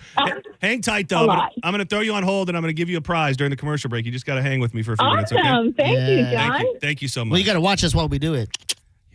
I mean, obviously that one's a little bit outside of the scope, only because it's on a date. Yeah. But I mean, it's just. That's still weird, though. Oh, absolutely. Well, because it's outside the scope, and it's still kind of like, well, he has permission. It's a very bold move. Good for him, though. As weird as that sounds, good for him to be like, I'm going to still ask. I'm more offended. I'm I'm more offended that the guy didn't have Taco Bell money. Yeah, that's so crazy to me. First of all, that they went on a first date and ended up at Taco Bell. Yeah. Secondly, that he was like, "Nah, baby, I got you that belly button ring. This is on you." Yeah. What do you think I am? Bezos? Yeah. He's like, I don't got belly button money and Taco Bell money. I was expecting and this is not even like high dining, but I thought it was going to be like, oh, Carrabba's. I'll have Carrabba's money. Yeah. No, TB. I can't get you a quesadilla. But it was a nice move for him to just go, I'll have whatever you're having. Yeah. So that you just meet her right at her price point. Because sometimes you can get a little out of hand at TB. Oh, I guess they got... that was the guy. He's like, they're not going to like my side of this. Here's the thing. Yeah. He was like, that was a high-end belly button piercing. I paid $175. The least I could do is get some Taco Bell and whoop off a little bit. 800-771-1025. It does feel like the number of these cases happening locally is down a little bit. Like not that long ago, maybe it was COVID induced. It seemed like they were more like in parking lots, and we often would get calls of people who are driving down the interstate and they look over and there's a dude just going to town, which, I, in my life, and I'm not proud of it, at night. You go look for it. No. I wonder who's in the parking lot. I probably have had given myself some road love. Wait. I'm not out there looking for any. I'm the opposite. Hold on. I'm trying to stay away from people. So you're saying one time late night, you were like, yes, I can't wait till I get home. Well, yeah. So you're like, where was it? Was it in a parking lot? No. It was while you were driving? It was while I was driving. No, it was while I was driving. Yeah, it was one hand on the road, yes, one hand on dude, the stick shift. It was it was shortly after I first got my license, and I had a girlfriend, and I would go over there, and sometimes I would leave there feeling blue, if you know what I'm saying. And I lived like 35 minutes away. I'd be on, for those that know the road, I'd be on I-69 in the middle of the night, no traffic, not much going on. I was not looking for, I was doing the opposite. I was trying to avoid any and all people that would be able to see. But every time you pulled up to someone, you just start scratching your head and yeah, driving by, and you're like, finally. I mean, I can't say that I haven't done it. I wasn't being predatory about it. This was about me and my needs, so not about anything else. You had like your phone up while you were driving? No. So it's just memories and driving? This is old school. This is old school raw dog. There's the porn. At that point, I probably had a Nextel. Okay, so you were just going with the thoughts, your imagination. Well, in at your this head. point, I was horned up, and you didn't get. I was worked. I was probably worked up, and I'm probably 17 years old. Listen, we don't judge. Exactly. I'm not judging you. I was just surprised. The look on your face said judge. Well, no, I think the look on my face said he said that on air. Yeah. Well, and if you only knew that my girlfriend at the time was my stepsister. I can't wait for Pete's email on how we're doing. It's like, I can't believe you said that. I mean, it was probably against the law, but I was doing it in a very tasteful way. Senning Show, you're live on the air. Sometimes you do say things. Oh, I realize that. I've had 3 bad excursions of guys whacking pulling on me. Oh, tugging, giving the old tug. Where have these places been? Give us the highlights. Oh, I feel bad about saying it, but Largo. Okay, Largo seems like it would be a hotbed for Tampa Bay Tuggers. And I was doing laundry late at night in the laundromat, and it was like 1 o'clock in the morning, and I walked by this glass window, and I'm like, what was that? And I back up, and he's butt naked, sitting on the ground with his hair all, a sheet or something over his head. I went, oh my God, freaked me out. A sheet over his head. You thought it was a ghost. Or a shirt or a sheet or a shirt. And it was a Klan member just whooping off. He jumped out. He was like, Spooge! It was a white guy. I got called because I called the cops. Cops chased him down, found his clothes. Like 2 months later, they wanted me to identify him. By his wiener or by, you're like, he had a sheet on his head. Yeah. I wouldn't. They had the lineup. You're like, well, they all have clothes on. I'm like, I did not stand there and take any tolls. I know nothing other than he was a white guy. Yeah, I do. You keep saying this he's a white guy thing. Well, she does say, but I would say that if we had to break this down, I would think that there are absolutely, this is a white guy thing. You think brothers are trying to get arrested doing that? Yeah. I would agree. Yeah, no, there's something about it that makes it a white guy. Oh, you don't have to tell us the whole stories, but where were the other 2 locations where it happened? So other one, in Largo, he was driving, and he was on Almerton Road. And then the other guy was about 1 o'clock in the morning at the Walmart on Roosevelt. That's privately in his old car. That's These seem like they're all your fault, if I'm being honest. Oh no, you're no, kidding. You're a victim. You're a victim. I know. I do. Looks like you're looking for trouble. I do have to ask. It's how you're not supposed to ask a lady, but how old are you? I just turned 59. Oh, 59. Congratulations. Happy birthday. Are you a smoker? You have a raspy smoker's voice, and I just started smoking over the last couple of years, so I like to bond with my fellow smokers. What are you puffing on? I was a cigarette smoker, but I've had a trach. Oh no. I was in a car wreck, so I had a trach. And it messes up my. Oh no! voice. So are you good? You were now? listening to Drake in the car? Yeah. Is that what I just heard? No. So can you not smoke anymore? I don't want to. I have grandkids now. That's good. That's good. Well, hang tight. I'm going to give you something. You just gotta hold for me. Yeah, you just gotta watch. If you know what I mean. Yeah, just sit outside the shower and watch a little bit. I got to give a shout out. I still hope he's in there, and I hope that he's still listening. Truly, one of my favorite people, and I wish he lived here because I think the amount of things we could do with him on the show, from benchmarks to bits and just having him be a part of the show, are endless. And I wish and I hope that he comes back and leaves, no offense, the cesspool that is LA. Austin Walker up in the chat room. He is dude, he's just one of the coolest people, man. Yeah, he's a good guy. And I remember the first time I heard him on the radio, he was in on an old after show that I think was like John Brennan in Spanish or Spanish in some version. Never met him in my life. And he was telling the story about how he was living in a van in LA trying to be an actor. And when you hear him, you assume that this man must be from Alabama. Dude, that is a Polk County accent that man has. He is a Floridian born and raised, and I could listen to him tell stories all day long. And he's out there, he'll be famous, more famous than all of us one day, out in L.A. Living the dream. But Austin, if you're out there, I do love you, and it brought me great joy seeing that you were in the chat room today. Yeah, props to Austin, man. I was talking to him a little bit in the chat. He's just a sweet he's a sweet man, and I know that he loves it so much here. I think he always longs for home, and you can't think of two places more different than Polk County, Florida, and LA. But the man has a dream, and I mean, just like we were talking about in the first segment, people who chase their dream, even when it's not pretty the whole way there, they got my props. It is kind of, you did say that I don't hear any stories really of brothers doing that in public. No, I will tell you, this is different because I don't think it was predatory. But on Fifth Ave in St. Pete, probably 6 months to a year ago, I saw my first in the wild hog, and it was a big black dude sitting on a bench. But I don't think it was like that. He just didn't look like he had pants, and he was just kind of playing with it. Like, I don't think he was doing it for anybody's enjoyment. I don't think he was putting on a show. I just think that's probably where he lived, and he didn't have pants, and I just saw it. So I imagine he would still get shot for having a gun if the cops pulled up as well. He's got a gun. It was that dude. It was an assault rifle. Butt naked. Yeah. Dude, I was scared. Senning Show, you're live on the air. Who's this? Yeah, now we're just to even things out racially. Only if you've had an African American tugger will we take it. Oh, yeah. That's awesome. I'm joking. Senning Show, you're live on the air. Hey, so I worked with a guy who was arrested twice for driving around showing off his. He was arrested. You worked with a guy who was arrested twice for doing this.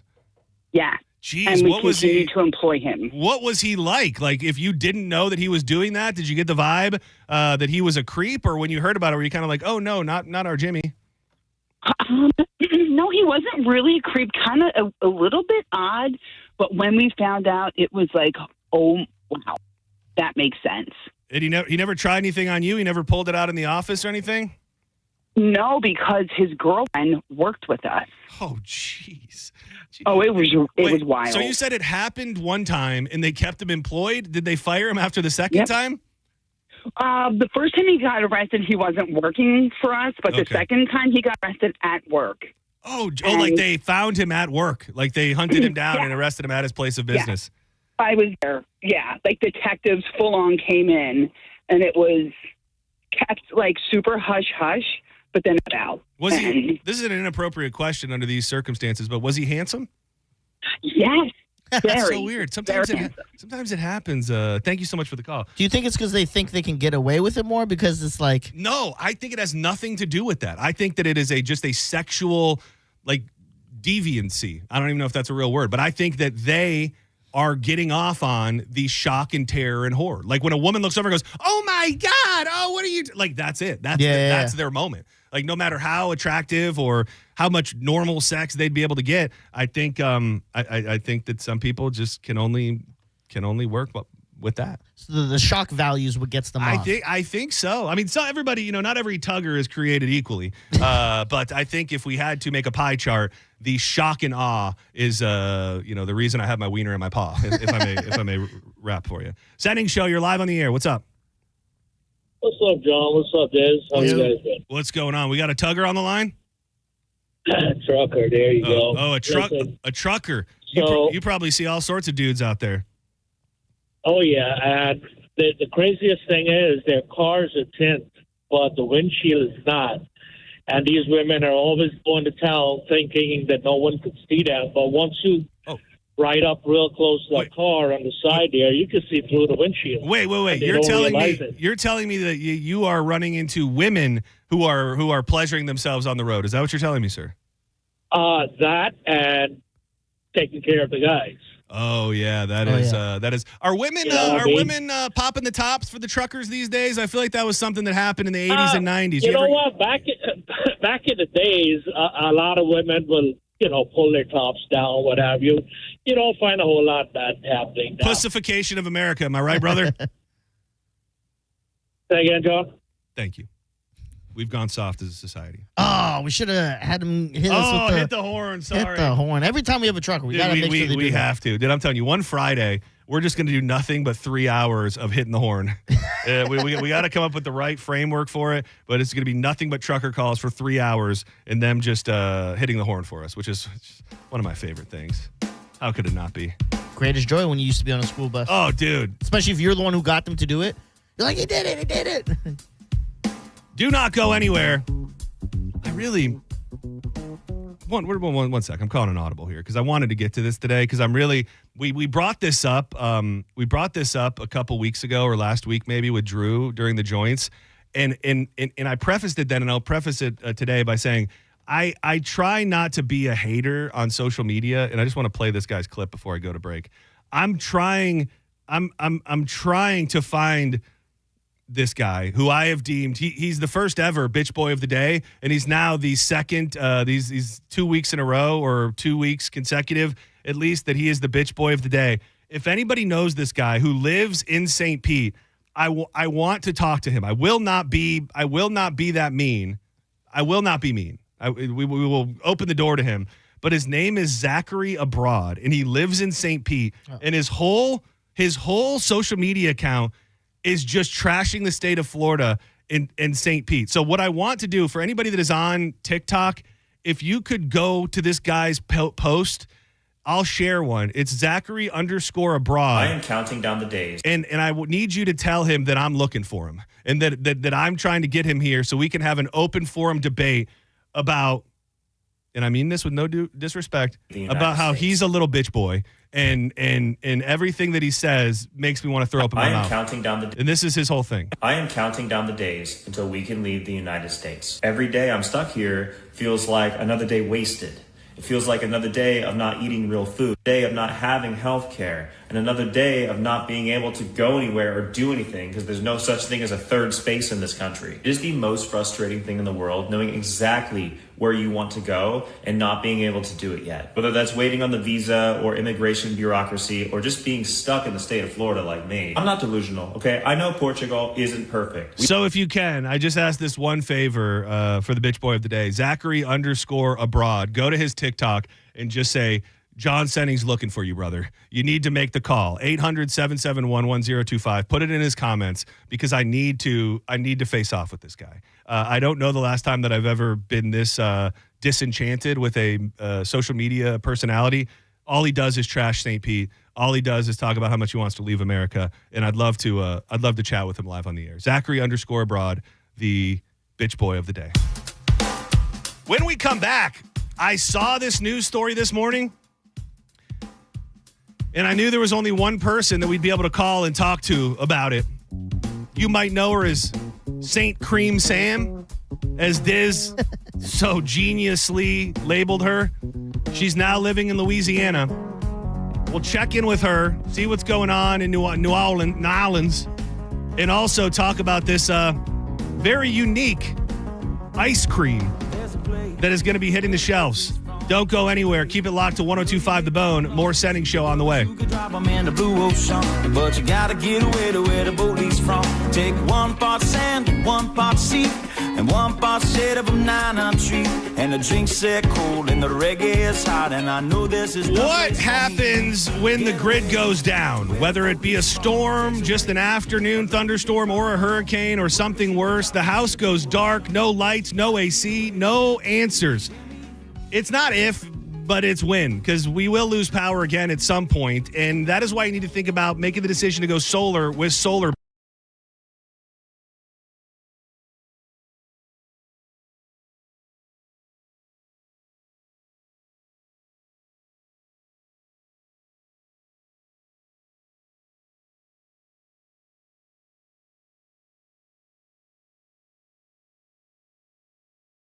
During a blackout. No more panic, no more darkness. Don't miss out on this credit. Call Solar Bear right now and lock in these savings before it's too late. You can also check them out online at solarbear.com. Pick me up. Pick me up. Pick me up. You're listening to Senning Show on 102.5 The Bone. Tell us what you think. Subscribe to the 102.5 The Bone app now and leave us an open mic.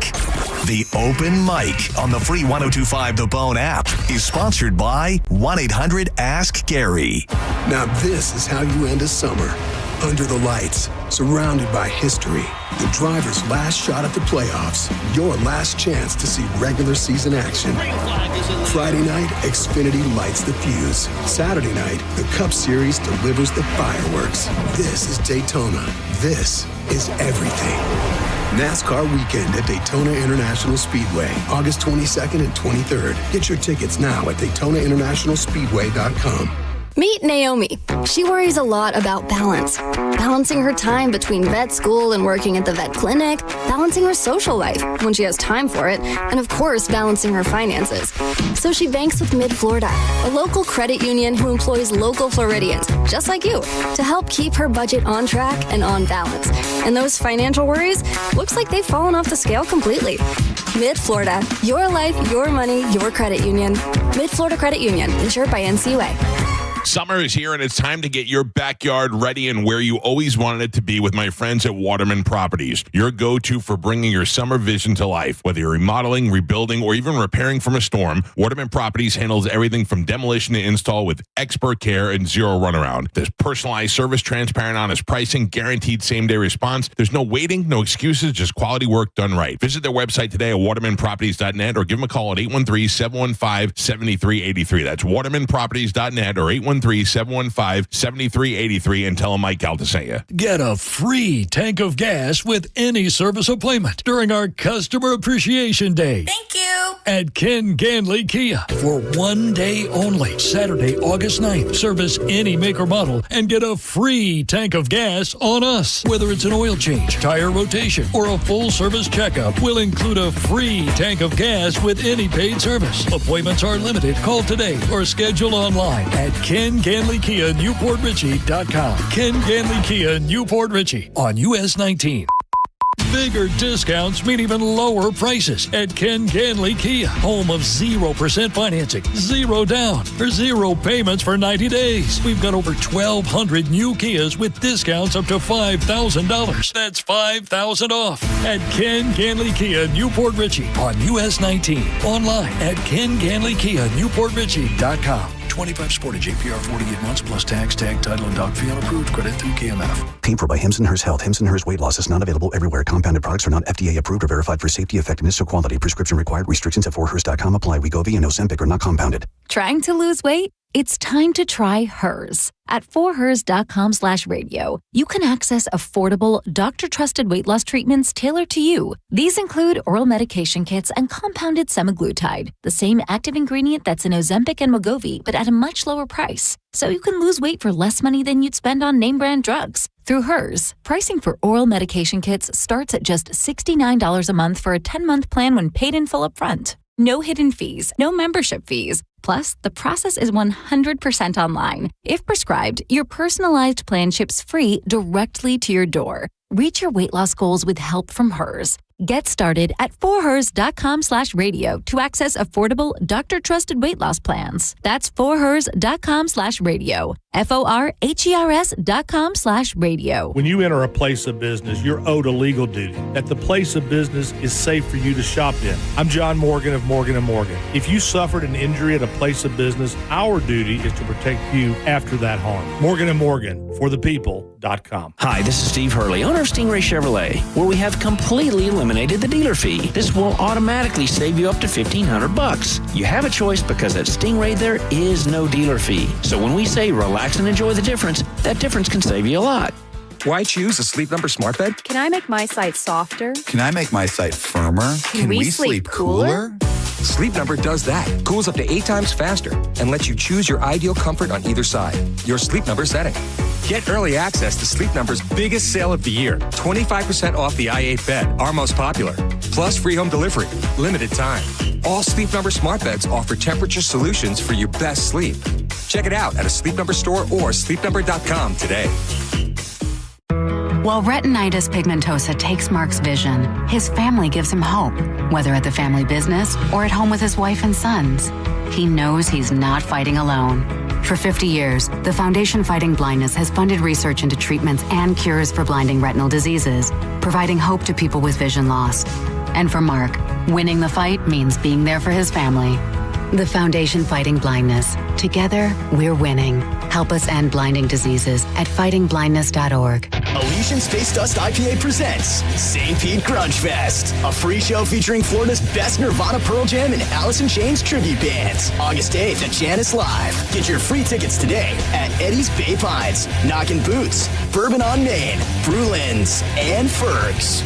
We put in time, energy, and resources because your case is worth it. Farrah and Farrah, Tampa. Now, back to Real Raw Radio. Sponsored by Anajar and Levine, Accident Attorneys. Call 1-800-747-FREE. That's 1-800-747-3733. And now, back to Senning Show. With your host, John Senning.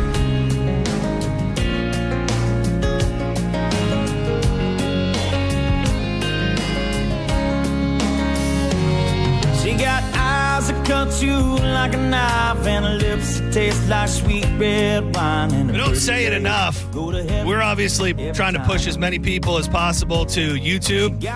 It's a great way to rewatch or re-listen to the show. But Diz puts up the clip of the day every single day, as well as John's Joints, right?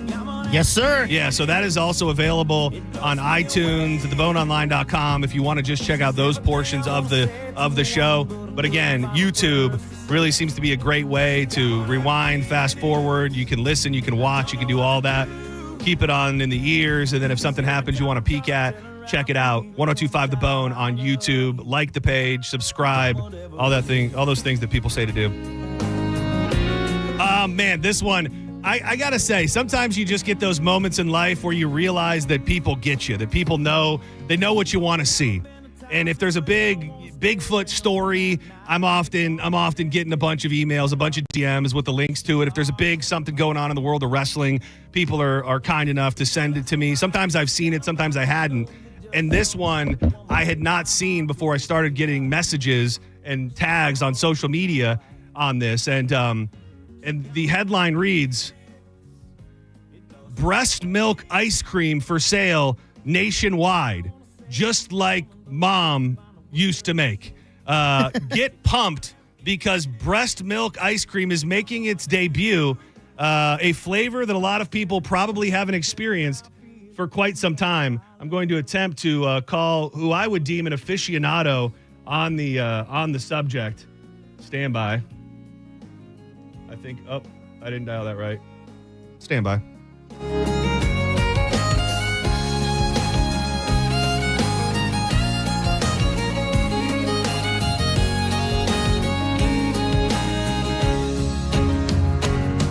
When she loves me, girl, that's how I feel. When she loves me, I'm on top of her. Oh. Hello, is this St. Pete Sam, also known as St. Cream Sam?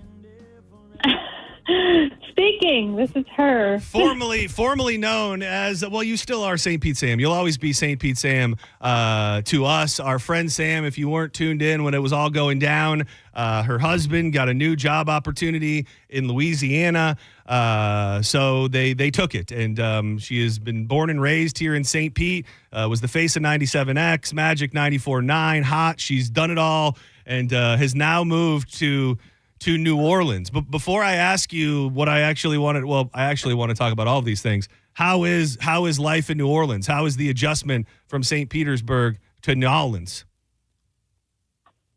Still adjusting for sure, but we found a really cool neighborhood. Like every neighborhood here is different, and the one we're in called Lakeview, it's really pretty. There's a bar 2 blocks from our house. Oh, There's a that's grocery nice. store.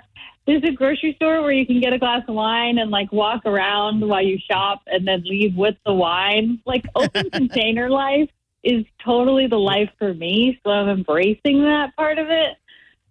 Is that what is the biggest, because I love going different places in the country and just seeing like the subtle little differences, whether it be what people eat, just little nuances of what they do. What is like the most glaring difference on the streets of New Orleans compared to St. Pete?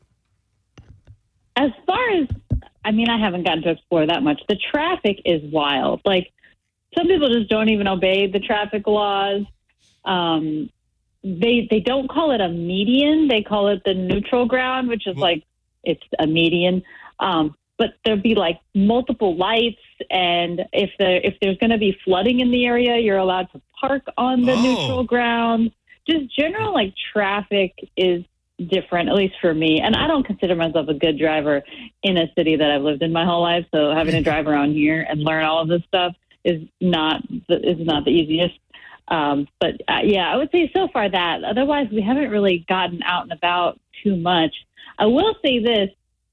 I really tapped into my New Orleans TikTok following, and I've been recognized a few times from TikTok. So that was going to be my next question, because, I think you were fairly honest when we had you in before you left that you were feeling some sort of way about the move, and it's sad for you to leave your family and everything that you have here. And then you had a TikTok where you were very open and honest. And I think you might have even shed a couple tears and talked about the adjustment. And it was so cool to see all of these people from New Orleans get up in the comments and be, let's go out to lunch. Let's do all, what can we do to help you? All of these different things that I would imagine at that moment felt like a turn for the better when you see all these cool people that live in the city that you now live in treating you so nicely. That's the thing. Everyone online was so nice. And actually, one of the girls that Alex says hi, he just walked by. One of the girls that recognized me. Sorry, he can't hear you. Got headphones on. Sorry. I get paranoid, the connection.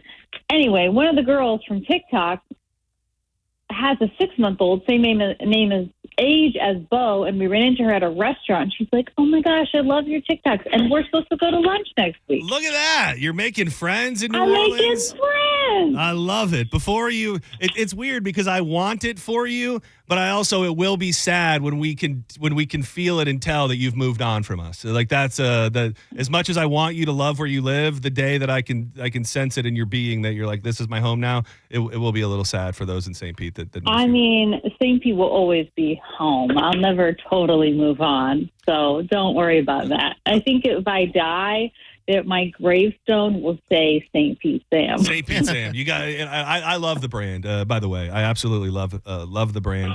I felt like there was one other thing I was going to ask you before I dove into exactly what I wanted to ask you, but maybe it'll come to me in a minute. So I saw this news story this morning. And you didn't just get the name St. Sam just for fun. You got that because mothers around the Tampa Bay area said that your milk was the creamiest that their baby had ever had. Our beloved Dizzy was lucky enough to taste the cream, and he still talks about it. He'll come in here with an itch sometimes, just wishing for some more of Sam's cream. John, nothing has tasted the same since that sweet moment. Yep. Anything I drink now, I stop it and get mad at the flavor profile. And I've literally been reaching out to mom groups. I'm like, hey, I'm a single father. Mom's gone. She's at the picture. I need some of that sweet cream. Everything I've been sent, not even close. Yeah. He's tasting all of these different women's cream around Tampa Bay, and he says none of them match up. But I did see. Is Bo going to be off the cream? Are you going to get to stop to milking here? No. So really, their whole first year of life, they still get majority of their nutrients from the breast milk. But we did get cleared by the doctor to start solid food. So he tried some avocado yesterday. I say try. That's generous. He shoved it around his mouth. I didn't really know how hard he played with it. Yeah, he made faces at it. He put his fingers in it. But we attempted and have been attempting to get him to try real food. Do you think you could ever be one of those ladies that breastfeeds until they're like 4 years old? Like you, like their feet are hitting the ground and you're still breastfeeding? Could that ever be you? No, that's not me. And I respect the women who choose that life, but.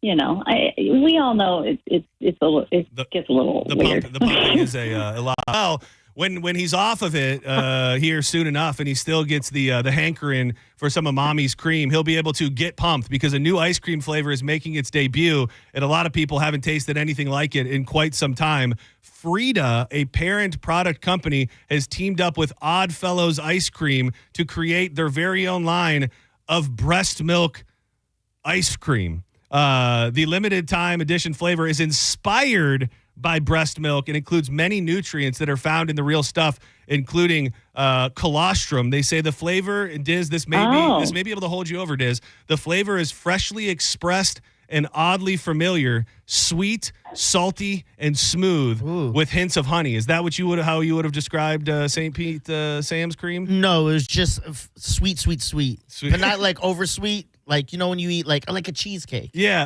Just creamy, just creamy enough. A nationwide shipping is available until August 10th. If you are near Brooklyn, though, they're going to be serving it up in the shop up there from August 5th to the 10th. People are saying what they're saying. Frida says they made the breast milk ice cream available nationwide after the flavor went viral this past spring. Do you think it's only creeps getting it? Yes. You think so? Well, like, I think there's people who just like are curious. Who's in the market? Who's like, yeah, I need breast milk. Give it to me. But also, like, who did the taste testing to make the comparisons to come up with the flavor? Those are the real weirdos. That is true. Are they just sitting around trying ladies' breast milk? It should have been Diz. Straight from the tap, and then they try that. They're like, no, we haven't nailed it yet. It should have been Diz. I mean, as a man who sampled the creamiest in Tampa Bay, he would have been the real taste tester to know how to get it to that that premium flavor that all those little babies out there are looking for. I don't know if they could reach Sam Peaks. No, they can't. That's a different type of flavor. Can. Yeah. Before we let you go, Sam, what's the best thing that you've eaten in New Orleans since you've been there? It's not fair because I can't eat dairy still, so I don't have a good answer for you. I did try a muffaletta sandwich. Muffaletta is really popular. I know you here. love your lunch meats. I love a sandwich built around lunch meat, and that was pretty delicious. But unfortunately, I can't everything I eat. I have to modify. So when's the date? When's the date on the dairy? When's the dairy deadline? So I actually reintroduced some dairy this week, like baked in dairy. Like I ate a croissant yesterday. What a treat! And we're waiting to see how Bo reacts to that. And then if he takes the baked in dairy well, next week we'll add like something else. It's a whole thing. A whole process. But I'm not working at the moment, so my whole life is just thinking about this stuff. So. And I will say, ice cream tonight. Really, there we really go. Put it on. Put it on dry ice and send it our way, sister. I did want to mention as well, I thought it was really, really cool, and I didn't get a chance to listen to it yet, but Sam and her brother have the Under the Influencer podcast, and I thought it was a really cool, I'm all about nostalgia and sentimentality, and they went into their childhood living room and recorded their podcast together before Sam left town. So if you haven't checked it out, it would be a great opportunity to check out the Under the Influencer podcast with Sam and her brother Max. It's very, very good, and you know we miss you here, and I hope to see you sooner than later. Yes, thank you for bumping the podcast too, because we are pausing until we can figure out how to do it remotely. I miss being able to just call a CMG engineer and be like, "Can you make this happen for me?" Because now I have to figure out this technology on my own, and I'm already overwhelmed. But we will be back with more updates and such. No, but I you can miss still you guys. call him. Dylan always responds to text messages. You could text him right now.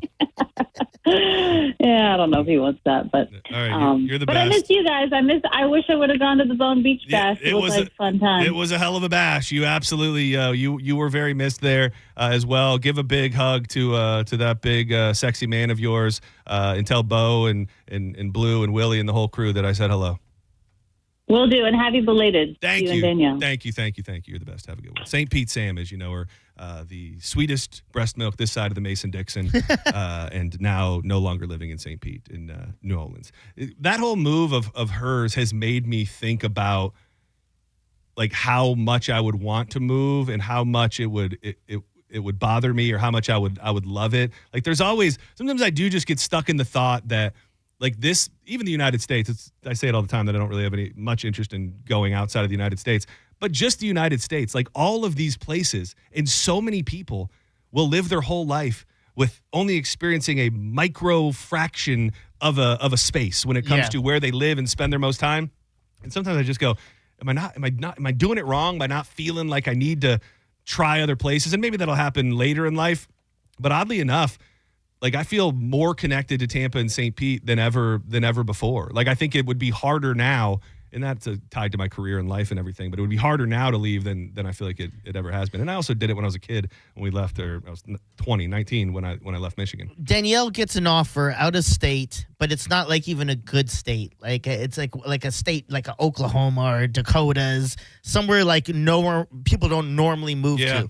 What would be the number that she would have to get at the lowest for you to entertain the idea of $1 million? $1 million? $1 million. No, realistically, probably. I mean, I don't know. I would say probably $700,000 salary. Because the thing is that we would then be moving for. And trust me, don't think that is supplementing what I'm making now, because I'm nowhere near that stratosphere. But for the discomfort of moving, for the fact that it would probably, if not completely, based on your scenario, completely derail my career, and who knows if I'd be able to even work in radio anymore. I think it would have to be an amount of money that we would be super comfy, and then I would just figure it out after the fact. And she'd have to really, really want to do it. It would have to be a number you're saying that makes you guys wealthy, not just rich. Yeah. But it's like, we're good, you're good, we're high, middle to high class. I get it. Yeah, something like that. But again, I also can't see it happening. I can't see her wanting to do it. She would probably be a tougher sell to get out of Florida. Her whole thing is she always wants to be near the beach. So depending on where that imaginary place was, I don't know. I just through the misery of this summer and feeling like, why the hell do we live here when it's so damn hot? I still just feel more connected to Tampa and St. Pete. I feel as connected as I do to Michigan, which is crazy because I hold Michigan in high regard for being raised there. But I have those same, and getting to the point where it's the same amount of time. I think we're about to hit the point where I've been in Florida for the same amount of time that I was in Michigan, which is about 20 years. Yeah, this is home to me. I don't ever want to leave. It would take a large number, especially if you're moving me somewhere cold. Yeah, the cold. That number has to be incredibly high.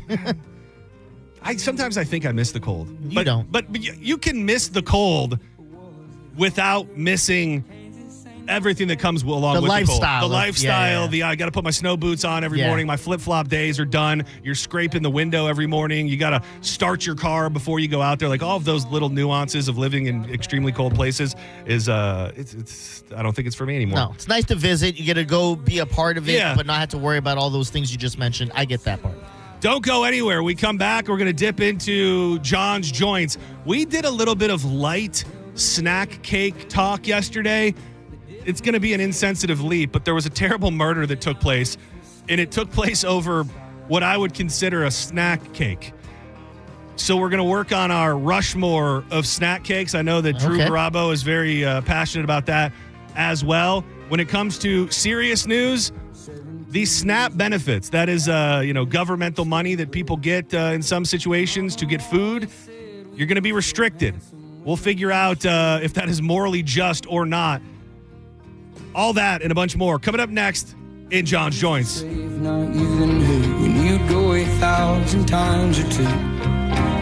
Change is a part of life. Everything in our life is always changing, even the music that we love. Songs get written, rewritten, remixed, bands break up, they get new lead singers. Even your own taste in music might change. But no matter how much things change in the next 5 years, there's one thing that's going to stay the same, and that's the price of the internet if you go with Xfinity, because they're introducing the 5-year price guarantee. It means you get 5 years of the most reliable Wi-Fi with the best equipment included for a price that stays exactly the same for 5 years. If you're surprised, congratulations. Life is full of them. One internet price, 5 years. Lock it in. It's guaranteed. Check them out at Xfinity.com/deals.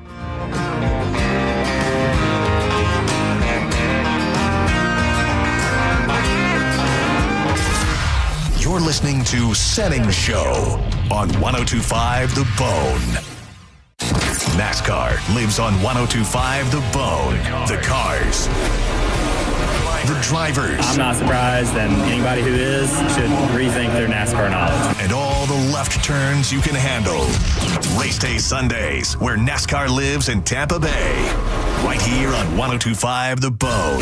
Sponsored by Jerry Ulm Jeep Ram. #1 in the country. Car accident? Take back control of your life. Call Anajar and Levine. Accident attorneys at 1-800-747-FREE. John Senning here for the National Aviation Academy. Are you just entering the workforce and looking for answers on what you want to do? Or are you sick and tired of your career and you want to change? Well, how about a new life in the world of aviation maintenance? It can be a reality with the help of the National Aviation Academy right here in beautiful Clearwater, Florida, where you can be trained in just a few months by getting your hands dirty, working on engines of planes and jets and props, all sorts of things that I don't know anything about, but you absolutely will. The next class starts August 20th. Visit them online today at naa.edu. If you ever find yourself inside the emergency room, surrounded by these sounds, by these voices, by these machines, may you find our team of expert emergency caregivers at your side. You're gonna be okay. Just grab my hand. This is the power of the human spirit. Advent Health ER, 24/7 access to convenient emergency care. Go to theerexperts.com for locations near you. Advent Health. Feel whole. John Senning here for the Cava Social Club in downtown Bradenton, an absolute gem. If you're looking for the ultimate night out, look no further than Wednesday karaoke night. Trust me when I say it is the best karaoke experience around, featuring an amazing sound and lighting system that's going to make you feel like a superstar.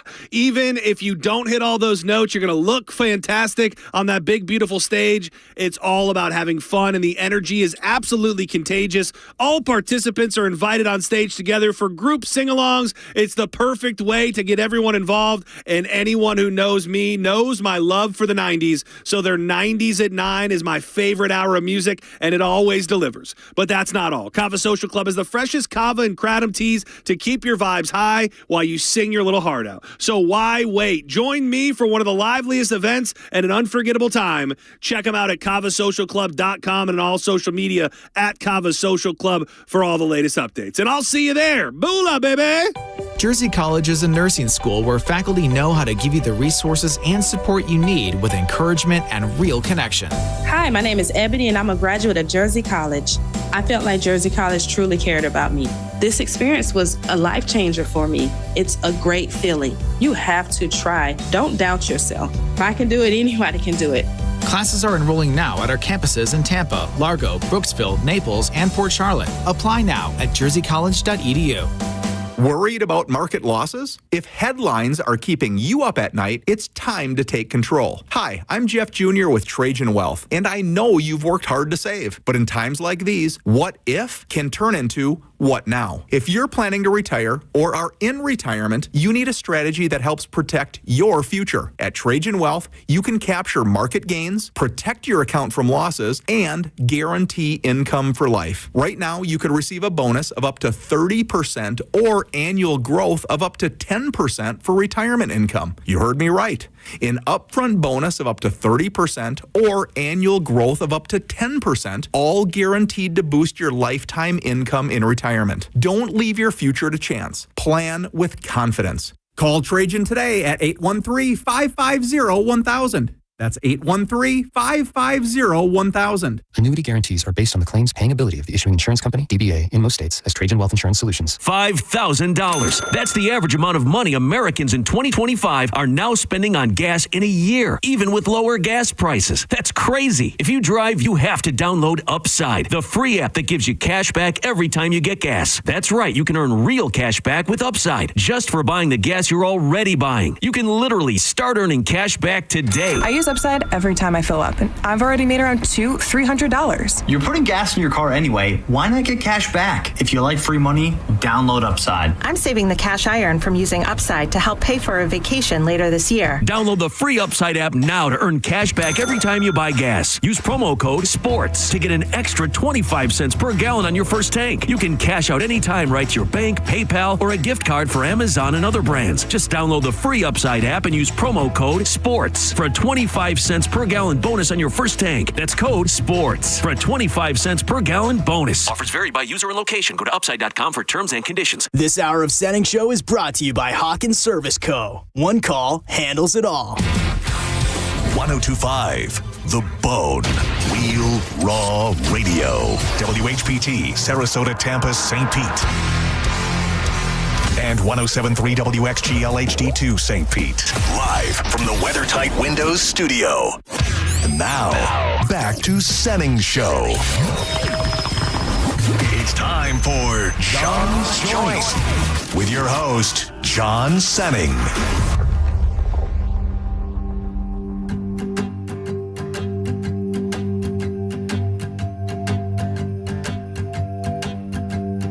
Run, run, river, carry me home to the ocean. The river and the road take me home to the Oh, yeah, get the smoke in John's Joints. It's that time of the day on Senning Show where we light up the joints of the day. Sometimes more news-related, sometimes life, sometimes everything in between. I'm John Senning. He's Dizzy. And, you know, sometimes you got some hog legs rolled up so fat that you just can't handle them yourself. Your lungs alone are not enough, and you got to bring in a heavy hitter, and that's what we do with John's Joints every afternoon. The host of Drew Garabo Live, Drew Garabo himself. What's up? Smoking. I was so glad to see that you, I don't know if you would say take my recommendation, but take my recommendation and try out Pepe's Cantina today. And I was half scared to sell you so strongly on the service because you can have a good day of service. Like, you can have a great day of service.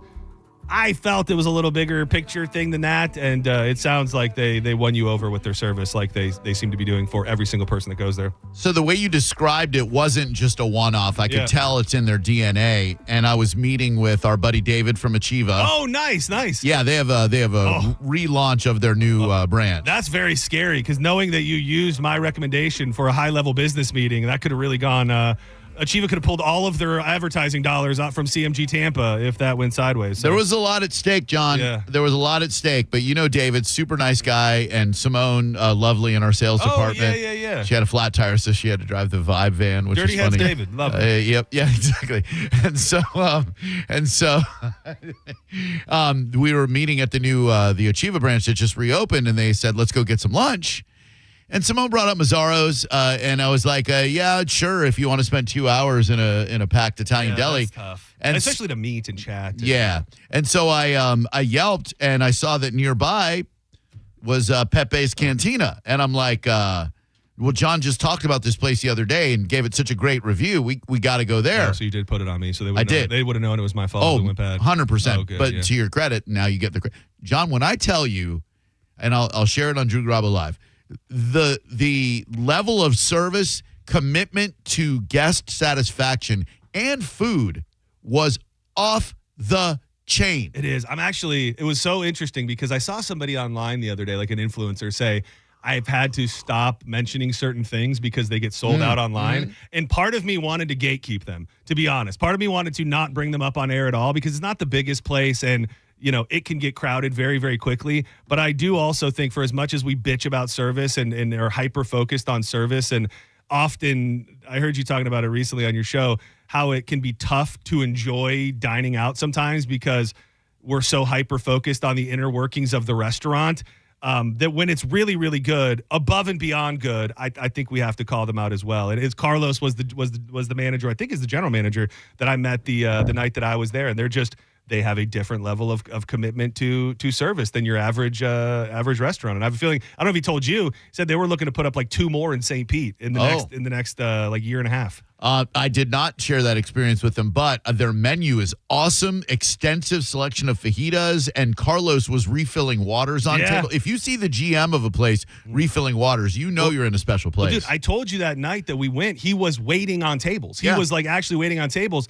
And so I said, I was like, are you just a server? Like, he was doing so much. I was like, are you just a server? He goes, no, I want my servers to make money so I don't overstaff. And then if I have to wait tables, that's fine. But they get the money. And I'm like, dude, this is, and he moved. I think he told me he moved from Sebring, hot. I was going to say, he's hot. He's a hot young, he's a hot, jacked dude. He's a good-looking guy. And I would imagine from what he said that the lifestyle from Sebring, Florida to now being in the heart of St. Pete. And it's really, it's not off the beaten path because Central is right there, but It's really like a little neighborhood spot for Kenwood because, they've got Gateway Subs in there, which is also legendary. And now you got this great next level Mexican spot. I think they could probably stay in business just from the people. He said all of the people from those apartments and those condos right there come in there. And it's just a great little neighborhood spot that is it's very, very good. I'm a sucker for a Mexican restaurant, and when you do it right, you do it right. And that place, man, I like Nueva Cantina's really good. Too. And the one that Danielle goes to, Casita. They're good. They're really, really good. This place, though, I'm telling you, they're on another level. They're in the convo. They have entered the chat. They are they have absolutely entered the chat in St. Pete. That reminded me that I forgot to bring you guys my salsa today. I've been on a salsa making mission. So I've made like 3 batches now. And the one that I made last night, I did it differently where I grilled all of the vegetables. So it's like a fire roasted salsa. That was on your Twitter, right? No, that was the salsa. Okay. I put that up as a half joke because late last night I was hungry and I'm trying to not gorge myself. Right. So I didn't have much.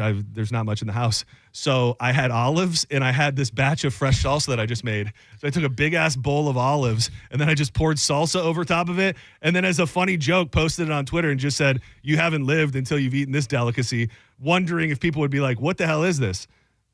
It was pretty good. I was going to say, was it good? I love olives in this salsa. I may have made it too spicy. I put some habaneros in there. I like but that. I'm very, it's my current, as a man who has a different passion every week, making salsa is my passion at the moment. Can't wait to try. You were probably preoccupied with how you were going to hang up on Big Willie when he called in. It was. Great to hear his voice again, man. It was. I love that dude. It's a thing where, and I don't know that he like broke down any walls today, but sometimes I feel like you're very out of sight, out of mind, and I know that's not a good feeling, and I pretty much gave the whole rundown of my take on it earlier, and I wasn't reaching out to him to stir up drama. It was more just I heard his name mentioned today, so been looking for a reason to get him on, and we got him on.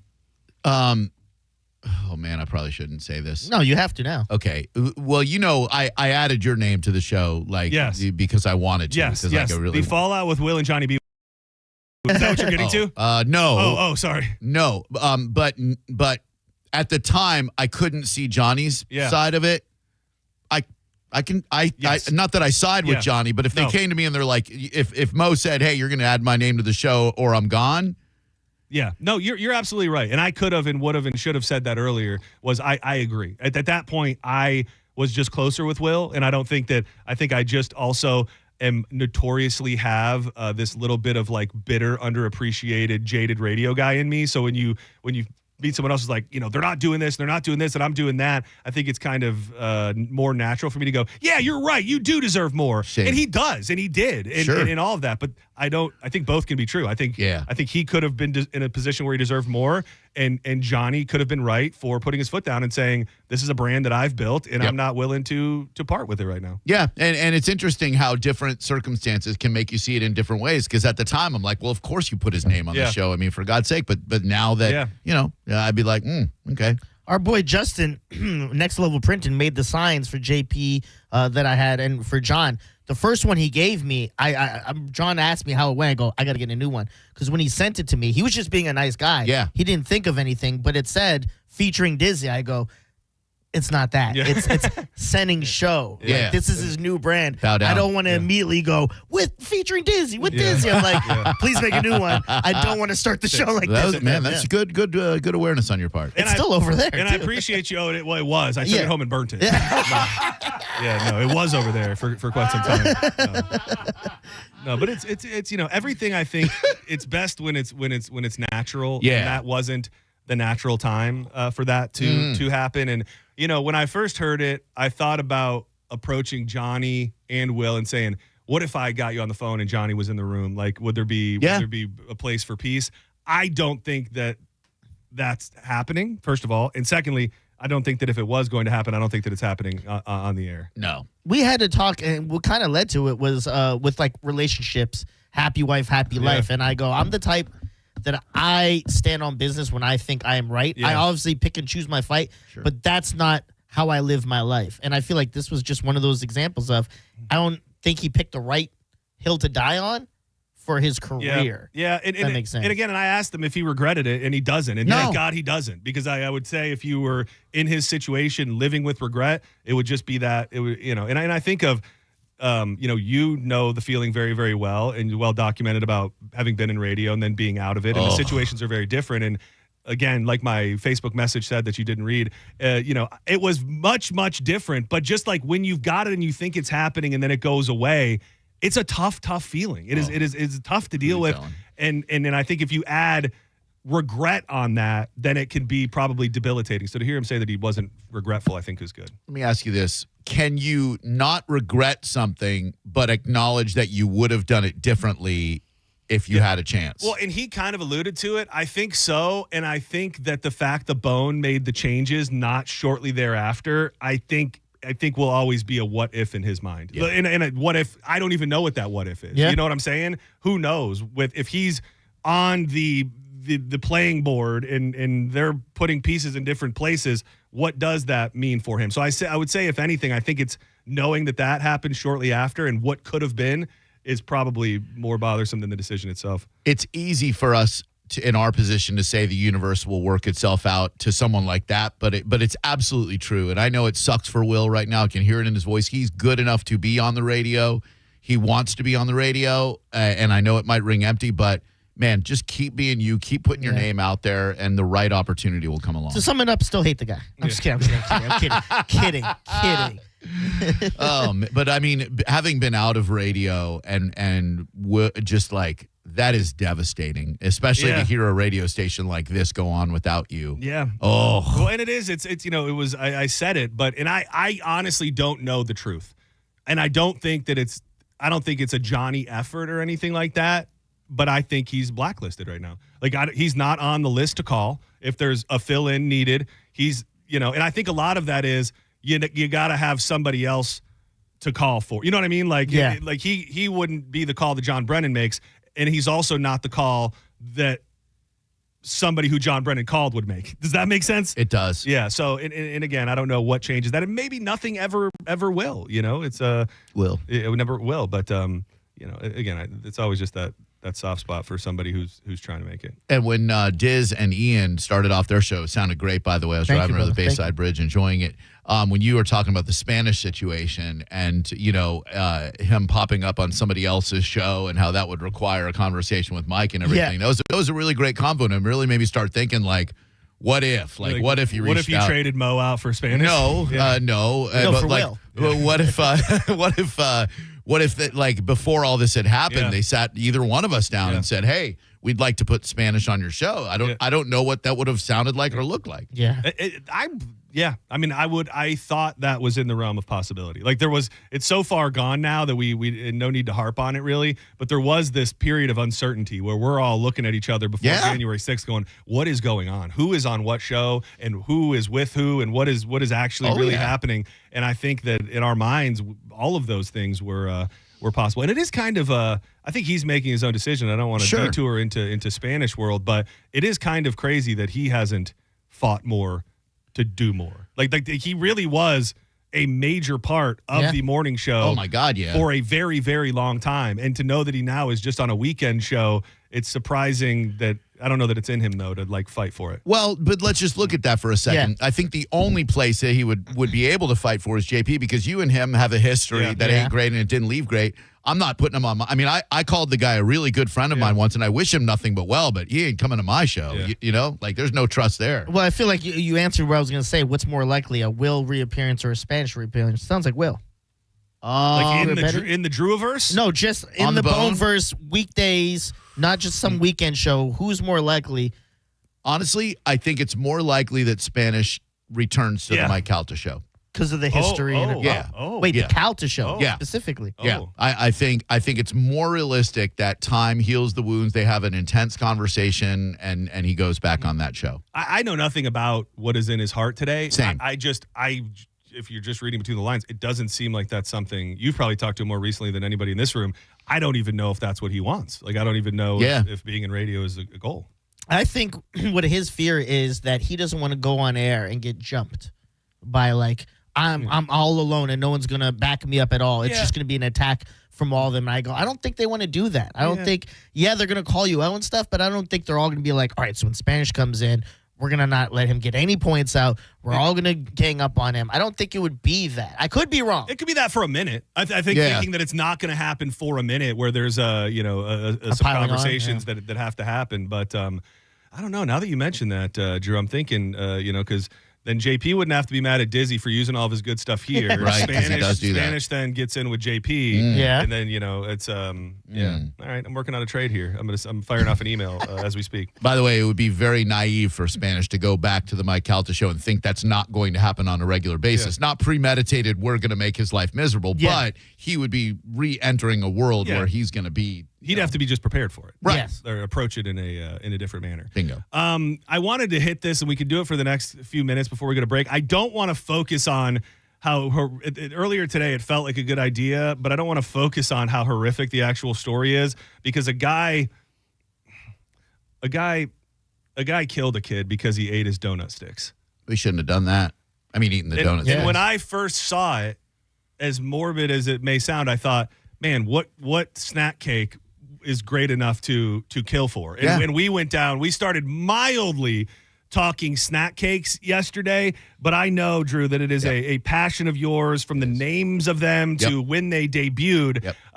So I thought we could have a little conversation about the perfect Rushmore of snack cakes to kill for. Okay, I love that. And by the way, great topic angle. I absolutely love it. And I did hear you guys talking about it, and I took such pride that you spelled out the difference between a ding dong and a king don. I didn't think I knew it. Was I mildly right? Oh, you were absolutely right. A ding dong is a king don. And sometimes it's easy to forget all of the different snack cake, which the donut stick, like, it's not, you don't on the surface think of it as a snack cake, but it's in the Little Debbie section. Yeah. It's kept next to the fudge rounds and the Nutty Buddies and those things. So although it is a donut stick, it still does technically have a place in the conversation. To me, if you are stocked on that shelf with those things, you are you're a snack cake. Just like if a Malamar is with the cookies, it's a cookie. Totally agree with you, John.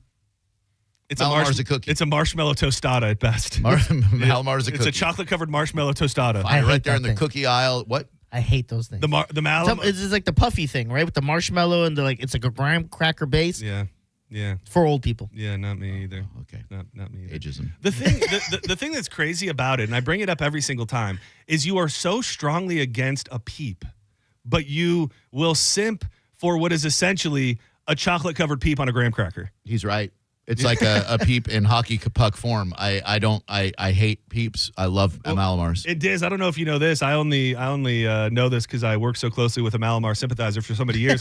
They can't even stock them in Florida year round. Nope. It's such a something about the delicacy of the chocolate and the marshmallow that you can't stock them in the stores, or they would just melt to goo. So that's insane to me. It's special. Maybe it's is that their excuse that they can't get these things to sell off the shelves? Oh, they'll fly off the shelves in the cold weather months when they have them here in Florida, September through December. Oh, dude, I do like that, though. That's a hot conspiracy theory. What, they just made that up to create scarcity. Like the Popeye's chicken sandwich, Willie? Yeah. So I'm gonna go out straight off the get and say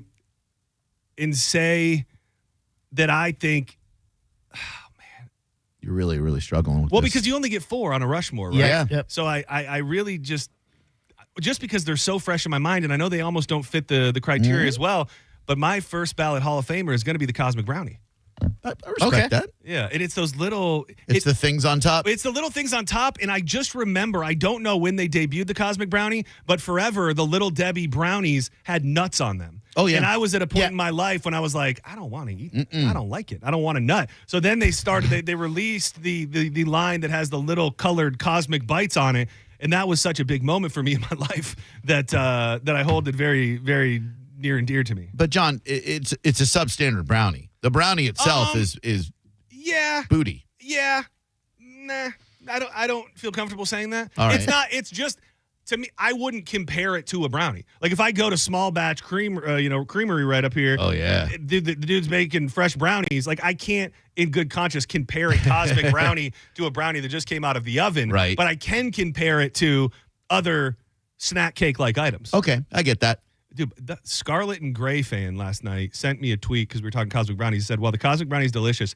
the turtle brownie, same brownie, but it's coated in caramel and nuts. Is that a Little Debbie snack? It's a Little Debbie. Sounds amazing. Yeah, Turtle dude, brownie. it looks like just the idea of a snack cake brownie cranked up to 1,000. Is that new? I mean, that wasn't around when I was a kid. The picture on the box says new. Okay. So maybe it is maybe it is new. There was a moment where they were getting rid of some Little Debbie snacks, and they were bringing in the new ones, and I think that was that was their January 6th new lineup. You know, I'm trying to see. Oh, not January 6th. No, I thought he meant the insurrection. I mean Patriot Day. I was going to say you weren't talking about the good one. you were talking about the work one. Where all the bad changes took place. We tried, my people. We tried. I'm trying to see if I can get a comprehensive full list. Do you both have one that you feel like has to be on? Can mine be something that used to exist but doesn't anymore? Like, I can't go in the store right now and get it. I'm curious. But I still put it on my Rushmore. I mean, I think I would need to know what it is to know if it deserves, if it can be on the list. Philadelphia cheesecake bites. No, only because I don't think that meets the qualifications. Why? Well, were those warm or cold? Cold. They have to be warm? They have to be warm. And there is who is it? You know the company's better. It's Hostess, Little Debbie, Drake's. and Drake's. Yep. So we're talking fudge rounds. Yep. We're talking Twinkies, Okay. oat milk cream pies, Star Grasshoppers. Crunch, Yeah. Ding Dongs, King Dons, mini Ring donuts. dings. All of those things I think have, which, by the way, that is in no disrespect to the Philadelphia cream cheese bars, which I was gonna is an say, those- absolute travesty that those are gone. Do you ever get down on those? I'm not a cheesecake guy. I think they were a 90s kid delicacy that were so damn good. And I think we talked about it around Christmas time. My mother-in-law will make those now. Oh, really? Yeah, like the where it's, I mean, it's really just a cheesecake and kind of a snackable bite-sized thing. Yeah. But they were I would slam those things. I say I'm not a cheesecake guy. I have visited the factory where they make them. they do. They really pump them out there. Yeah. All right, then my pick would be the tasty cakes, the caramel tasty cakes, the salted ones. These ones. Really? Yeah. I love me some dude, caramel. That's a dude, that's a dark horse, I'd say. Yeah, Is Entenmann's in the conversation, John? I think it's close enough. They often store them in the same location. Mm-hmm. I think that they're often right near that little end cap. Usually you have the Little Debbie's and then the Entenmann somewhere on that. So that was you used to do the coffee cake, right? Yeah, that the Entenmann's coffee cake, the crumb cake, the little. Oh my God, it's heaven. Dude, the crumb. the crumb coffee cakes. Crumb- Yeah, those that's are it. fire. Oh my God. I have something like that in mine as well. So Oh, okay, I love that I've pick. never had it with coffee. Like, I don't think I've had it since I was a little kid. I would love to actually have coffee crumb cake with a coffee as I crumb all over the place. You could do that one day. One day you're going to be able to make that dream a reality. Say it again. And I absolutely believe it. Thank you. You know what's underrated? It seems like it might be too easy. And I remember an era where they were doing a spiced version where it would almost have like a cinnamony flavor to it. Is the Hostess cupcake? Oh yeah. I mean, it's just a damn fine. Maybe a little too generic for some's taste, but and that's right along with the Ding Dong. Yep. Ding Dong. That's right. Not to be confused with a Ring Ding Or a King Don. or a King Don. Well, they're the King same Dong? thing. They're all the same thing. The Ding Dong is the Ring Ding is the King Dong. Don. It's a round chocolate cake with a creamy filling and chocolate frosting. all the same, different names. Drake has the Ring Ding, and Hostess made the Ding Dong and then the King Don. But now they have changed it back to the Ding Dong, I believe. That's a lot of dongs. It's a lot of kings and dings and dongs. For the king, is it Don or Dong? King Don. Dude, King Dong would have really hit, Yeah. though. That would have been great. Well, I Googled King Don, and Don King just showed up. That's all it is. Only in America. Yeah. I Googled King Dong, and I got James Hardong. I Googled King Kong's Don King, King Dong, Ding Dong, and boy, you wouldn't believe what came up. It's got to be somewhere near the bottom of the list for a lot of people, but it really, we had them more than any other snack cake, and it's not even close, and I'll get them every once in a while. Mm-hmm. Dude, I wanted to make sure I got the name right. The pecan spin wheels, which really are, to me, like a stripped down version of a cinnamon roll. Oh, where there's not, maybe there is some pecan-y bites in it, but it's not full of nuts. Dude, years ago when I first got my Blackstone, I got rid of it, but when I was looking up recipes for the Blackstone, people were putting the pecan spin and then like going flat with it and smashing it down and griddling it and then topping it with ice cream. Dude. And we did that, which was pretty high level. And That's elite. I think they've got the pecan swirls, the pecan spins, the spin wheels.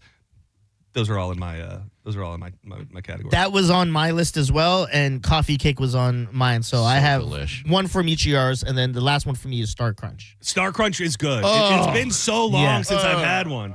You don't like it? Not a fan of chocolate's gross. The crisp rice that they use is it terrible. nougat? Did we describe that it was? No, I heard you guys talk about nougat yesterday. I don't think there's nougat in a Star Crunch. Let's see. Nougat you'll find in the middle of like a Snickers bar. That's what nougat is. Star Crunch, crispy rice. Ugh. Crispy rice. Yeah, I like a Star. It's been a damn long time since I've had one, but I feel like there's been a phase of my life where I could track my life through the snack cake that I eat, because we definitely had a Star Crunch era. We definitely had a fudge round era. yeah. And then you know what is underrated? Tell me. Is the Nutty Buddy. Oh yeah, I didn't know if that counted. I thought that's more of almost like a chocolate But bar. it is, but it's on the shelf. It's on the shelf with the with all of those things, and it's that is a wafer. It is a wafer with peanut butter, and now they're doing Nutty Buddy. What's it called? Moon pies. Oh, yeah. What? Which is it's just pretty much a circular pie made of. It's really just a lie. Moon pie's a snack cake, right? Yes. Okay, that's on mine for sure. I don't know that I've ever had a moon pie, dude. What's in it? It's basically like a Malamar. It's a chocolate covered graham with marshmallow, and then another chocolate covered graham. So it's a flattened out Malamar. Oh, it's more extended. Wait, right? is that marshmallow in there? Yeah. So you picked two marshmallow ones. Yeah. You really. And you don't like peeps. That's so weird. I know. Dude, he shrills for the mallow. I shrill. Yeah, the what was the one that just popped in my head? The oatmeal cream pie. Oh, that's good. That was good too, but that was just two oatmeal cookies really with cream. With cream in the middle. Yeah, and cream in the middle is how cream pies are made. You're damn right. That's exactly. Am I right, guys? Wink, wink. Let's step aside for a moment. We got more joints to get to. I want to touch on a couple things. If you know anything over the past however many years, we love Friday Night Lights. It was one of the best television shows on planet Earth. There's a reboot. We've got news about who is saying they won't be a part of it and who is saying they will be a part of it. And major sports news when it comes to how you are going to view certain sports. Spoiler alert, ESPN will own everything you've ever loved and more, and we'll talk about it next. May I say, John, speaking of sports news? Yeah. A Tampa Bay Buccaneers Super Bowl winning quarterback will join Drew Garabo live today at 5:30. Oh, really? Yep. Oh, dude, that's an in-house tease because I don't know who it is. A Tampa Bay, I don't want to jinx it by saying his name, a very charismatic and handsome Tampa Bay Buccaneers Super Bowl winning quarterback will call in Drew Garabo today at 5:30. Man. I mean, there's a couple options. I won't attempt to guess. I won't attempt to guess. Okay. What are his initials? Does his first name start with a B? There's a B in there somewhere. Okay. Was he a starter? Yep. Oh, he did start. Okay. Yeah. Super Bowl ring starter. Someone could have thought it was like, Kyle Trask. Dude, by the way, how about Bridgewater coming to town? Yeah, that's interesting. And they're going to keep. Dude, is Trask going to be gone any second now? Yeah, I mean, he's got to read the writing on the wall. There's no trust in that guy. They've been, and I love Jason Light for being so open, and it was interesting to hear him say it based on the fact they signed him. But Teddy Bridgewater was the backup. If Baker didn't work out, they had their eyes on Teddy Bridgewater. I love it. I don't know if he's good enough to be a starter, but if he ends up being a starter, it could be worse. We'll be back in just a minute with more John's Joints, but we've got this giant event going down on Friday night. You need to make your way there. I'm not going to go out on a limb and say if you don't go to a ticket drop, you're still going to be able to get in, but you're still going to be able to get in. It's the Elysian Space Dust St. Pete Grunge Fest this Friday night. Drew and myself will be hosting. It goes down at Janus. Nirvana, the tribute to Nirvana, still alive. The ultimate Pearl Jam tribute band, and in a nutshell, a tribute to Alice in Chains. It's going to be a fun night downtown St. Pete. You got to make your plans to come on out. Go to St. Pete Grunge Fest right now before the tickets are all gone. Snag your free tickets to this awesome night that John and I will be hosting. We just saw the rundown of the night. This is going to be awesome. Not just great bands, Come out and hang out with us, drink some Elysian Space Dust IPA, and see and hear some awesome music at Janice Live this Friday night for free. Now, whether or not you get in the door without a ticket, we, wank, wank. But if you want to guarantee yourself VIP, which is going to get you access to the balcony and the private bar, you're going to want to check out one of the ticket drops tomorrow. Sloppy Joe's in Treasure Island, Niagara Tap in Seminole, or on Seminole and Largo, $5 in downtown St. Pete, and also the Harbor Bar. All that information on stpetegrungefest.com, but make sure you hit up one of those to get your VIP access and make your plans now to hang out with us on Friday night at Janice in St. Pete.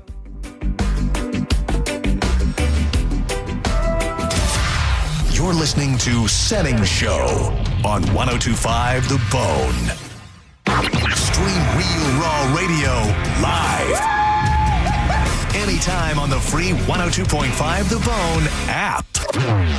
Now, a Bone traffic update from the Farah and Farah Personal Injury Attorneys Traffic Center. Thankfully, southbound lanes of 275 and Hillsborough are now running smoothly for traffic. Earlier serious wreck has been cleared completely. You may experience increased traffic on nearby roadways near Fletcher for a little longer. Dale Mabry northbound still dealing with an earlier crash at Fletcher Avenue. Back now to Colby Road. Earlier incident northbound Howard Franklin on the Pinella side. Still backing up traffic to the 4th Street area right now. This is Eric in the Farah and Farah Traffic Center.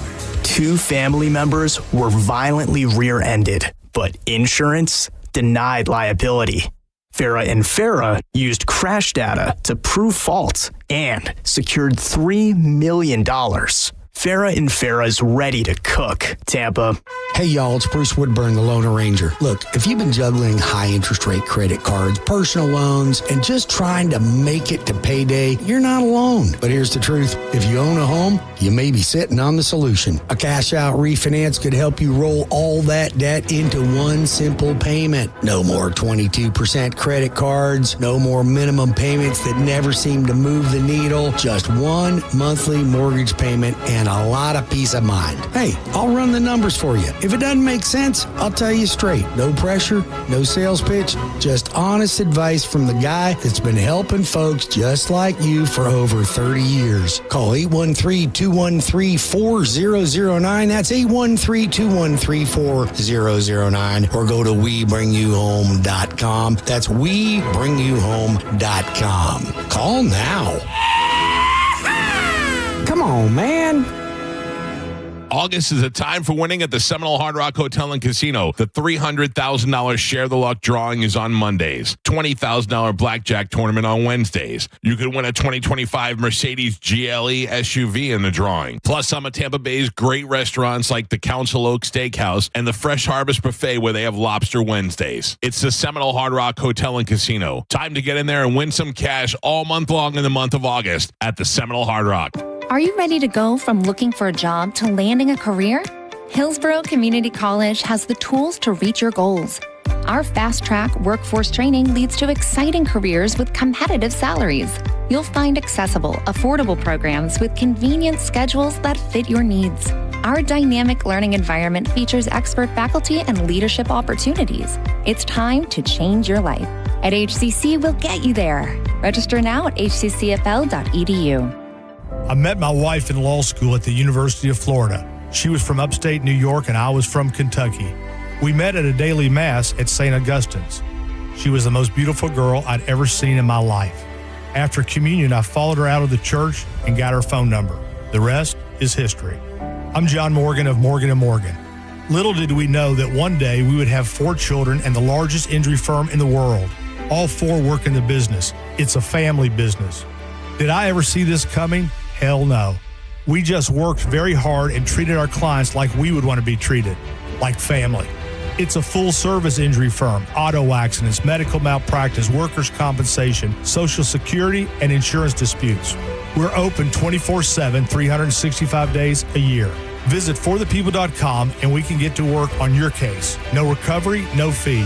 Morgan & Morgan, for the people. Injured? Dial pound law or visit forthepeople.com for an office near you. Are you a parent of a 2 to 8 year old? Listen closely for an exciting offer, then head to abcmouse.com/radio to learn more. By now, you've probably heard of ABC Mouse. ABC Mouse is like a little one-on-one teacher. It has helped her so much. We're offering a promo at abcmouse.com/radio to try it for free for a month, then $14.99 per month until canceled. Go to abcmouse.com/radio to see this offer. That's abcmouse.com/radio. Actual ABC Mouse users compensate for their testimonials, sponsored by Age of Learning. While retinitis pigmentosa takes Mark's vision, his family gives him hope, whether at the family business or at home with his wife and sons. He knows he's not fighting alone.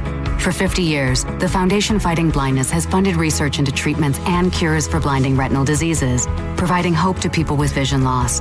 And for Mark, winning the fight means being there for his family.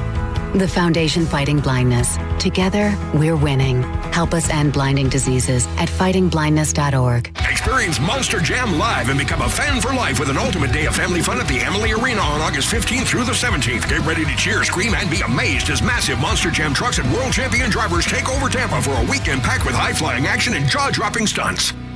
Involved in a car accident? We understand the pressure you're under. Call Farah and Farah, Tampa. Now, a weather update from the Sun Toyota Weather Center. SunToyota.com. I'm Fox 13 Chief Meteorologist Paul Delgado. Weather story next couple of days is rain chances start going up starting tomorrow. Any showers or storms end tonight. We're down near 80. Sunshine early tomorrow. Showers and thunder showers becoming more numerous during the day with a high in the low to mid 90s.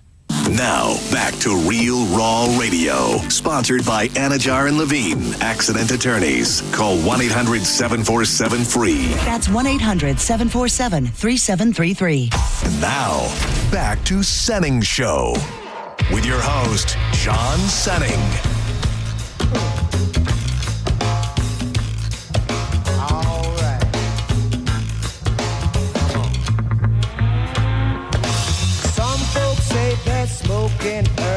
John's Joints brought to you by MarijuanaDoctor.com. 40 locations throughout the state of Florida, so that means there is one near you. If you've been waiting, hesitating, maybe you just thought to yourself, better savings will come one day. Well, you might have been right, because now $30 off when you book with the code BONE30. This deal is going to be done in a couple days, so act now. If you've been waiting and hesitating, the time is in the next couple days to save $30.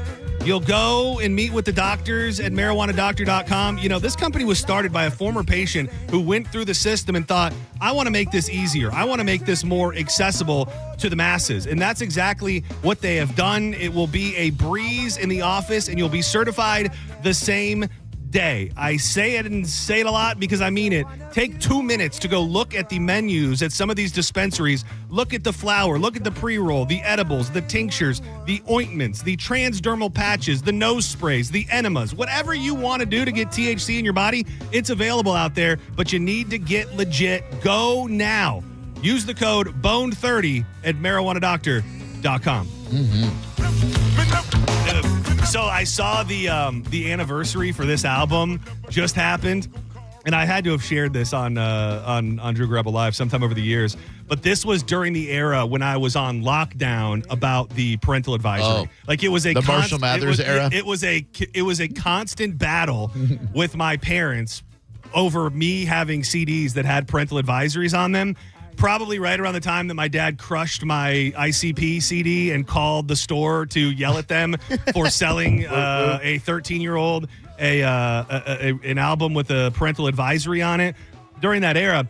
But when you go back and you look at this album, it was so funny because the whole edge of the album is like these black and white flowers. Yeah. And the parental advisory is black and white, and it was down in the corner. And my dad was traveling for work at the time, and he came home like the day of my birthday, and he gave me that. And like a dumbass, at some point, I was like, "Oh, so I'm cool to get the parental advisories now." And he didn't take it away, but I remember him being very mad about it because I remember like there was this moment of an argument where I said that, he goes, there wasn't a parental advisory on it. And then I'm like, yeah, you're right. Yeah, there was. And then at that point, he was like, no, there wasn't. And I think I kind of eventually went, oh yeah, you're right. There was not. We call that dry snitching. I was absolutely dry snitch. Thought I was celebrating an era of parental advisory music that was entering my world, but really it was just a mishap on the Real Red John's behalf. And your first one was ICP? Parental advisory? Yeah. Marshall Mathers, LP. That was mine. Was it Martin? No, I think it was Slim Shady was called. Oh, the Slim Shady. Oh, yeah, the Slim Shady. With the pill, LP. yeah, on the front. Yeah, that was my first. Purple pills. Yeah, that I don't know what the first one was, but I just know that I got caught eventually. Like, I think I was able to buy them, and I wasn't bringing a lot of attention to it, and then it became a thing for some reason, and then it was just the day that my dad found out that I had that ICP. I remember he took the case in just a fear-inducing scene, crushed it with one hand. He crushed the CD and the case with one hand. John. Turned to dust. And then he called Myers, which is where I bought it. And I remember him like raging on the store, being like, "Are you really selling these CDs to kids that are 13 years old? Do you know what the lyrics are to these songs?" It's so weird because I don't think that I grew up in a strict household, but I think I did. Well, I mean, because of that, and then there's they blocked out MTV so that I couldn't watch Beavis and Butthead, and but they let you watch wrestling. I mean, I know your dad was a big wrestling fan, but that's violent. I will say, believe it or not, during the heyday of D-Generation X, we did not have cable. Dude, I would go to my aunt's house and I would go to these like D-Generation X websites to try and keep up on it. So during the raunchiest era of wrestling, we did not have cable. There was a stretch where we didn't have cable. I don't know why. Yeah, that was when I was all in with wrestling. Yeah. It was the man soap opera. That's what I loved about it. Dude, it was definitely the glory days. And it's a good thing you brought that up because it makes me a segue very, very easy.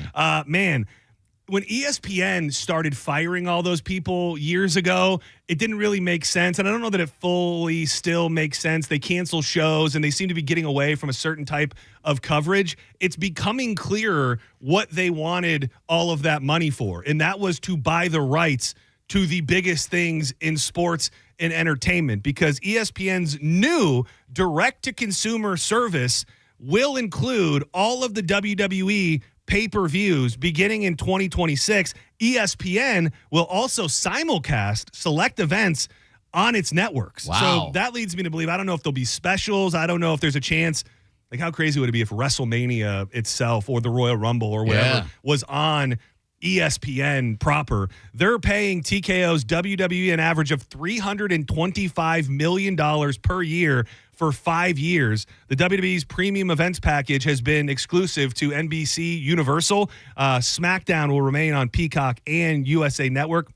It seems there's a lot of unanswered questions because, they keep their whole library is on Peacock. So every pay-per-view, every Monday Night Raw, everything that ever existed is on Peacock. And you start pissing people off and rubbing them the wrong way if you're going to say, well, if you want access to all of this, you got to pay for the Peacock. And if you want, which used to include the pay-per-views, and now if you want the pay-per-views, you got to go over here to ESPN and buy a new app that is not ESPN Plus. It'll be a new app that will be $30 a month. Which is crazy. What will be on it? I've heard reports this morning, and this segues into the next element of them just buying everything up. Walt Disney's ESPN reached a landmark deal with the National Football League to acquire the NFL Network and other media assets, which includes the Red Zone. Wow. And I've heard people speculate that maybe that direct-to-consumer platform that's $30 a month will include the NFL, will include the Red Zone on there, which you give me a pay-per-view and the Red Zone, it's still a little much. Maybe throwing some other stuff in there, maybe some live NFL games, and you're probably getting pretty close to me being at peace with it, I guess. Could they bring back Saturday Night Main Event? Well, it's back. I mean, it's been. I did not know that. They just did one in Tampa. That's we talked about it because they brought Jesse Ventura back. They brought Jesse Ventura back to do it. So they've been doing it, and that has been live on network television on NBC. So I don't know if they'll do it forever. But if this wasn't ESPN's, but if they could get the rights to this and bring it back, Joe's versus Pros. Oh, dude, so good. I will be locked in every episode. Dude, you could have just a channel that kind of brought back like Pros versus Joe's, Battle of the Network Stars, the roller derby, like Roller Jam. Oh yeah, all of these things. Rock and Jock. Oh, dude. Dan Cortez. Dude, the rock Daisy and jock. Fuentes. Dude, that's I've been a saying missed we need to opportunity. figure out how we could do a rock and jock type thing with different local people and have that be an annual thing we put on. That would pop the crowd. That's a really good Are we idea. playing? Are we? Because they did basketball and what was Football. the typical football? Basketball and Oh, softball. they did football. I don't No, remember. there was no rock and jock football.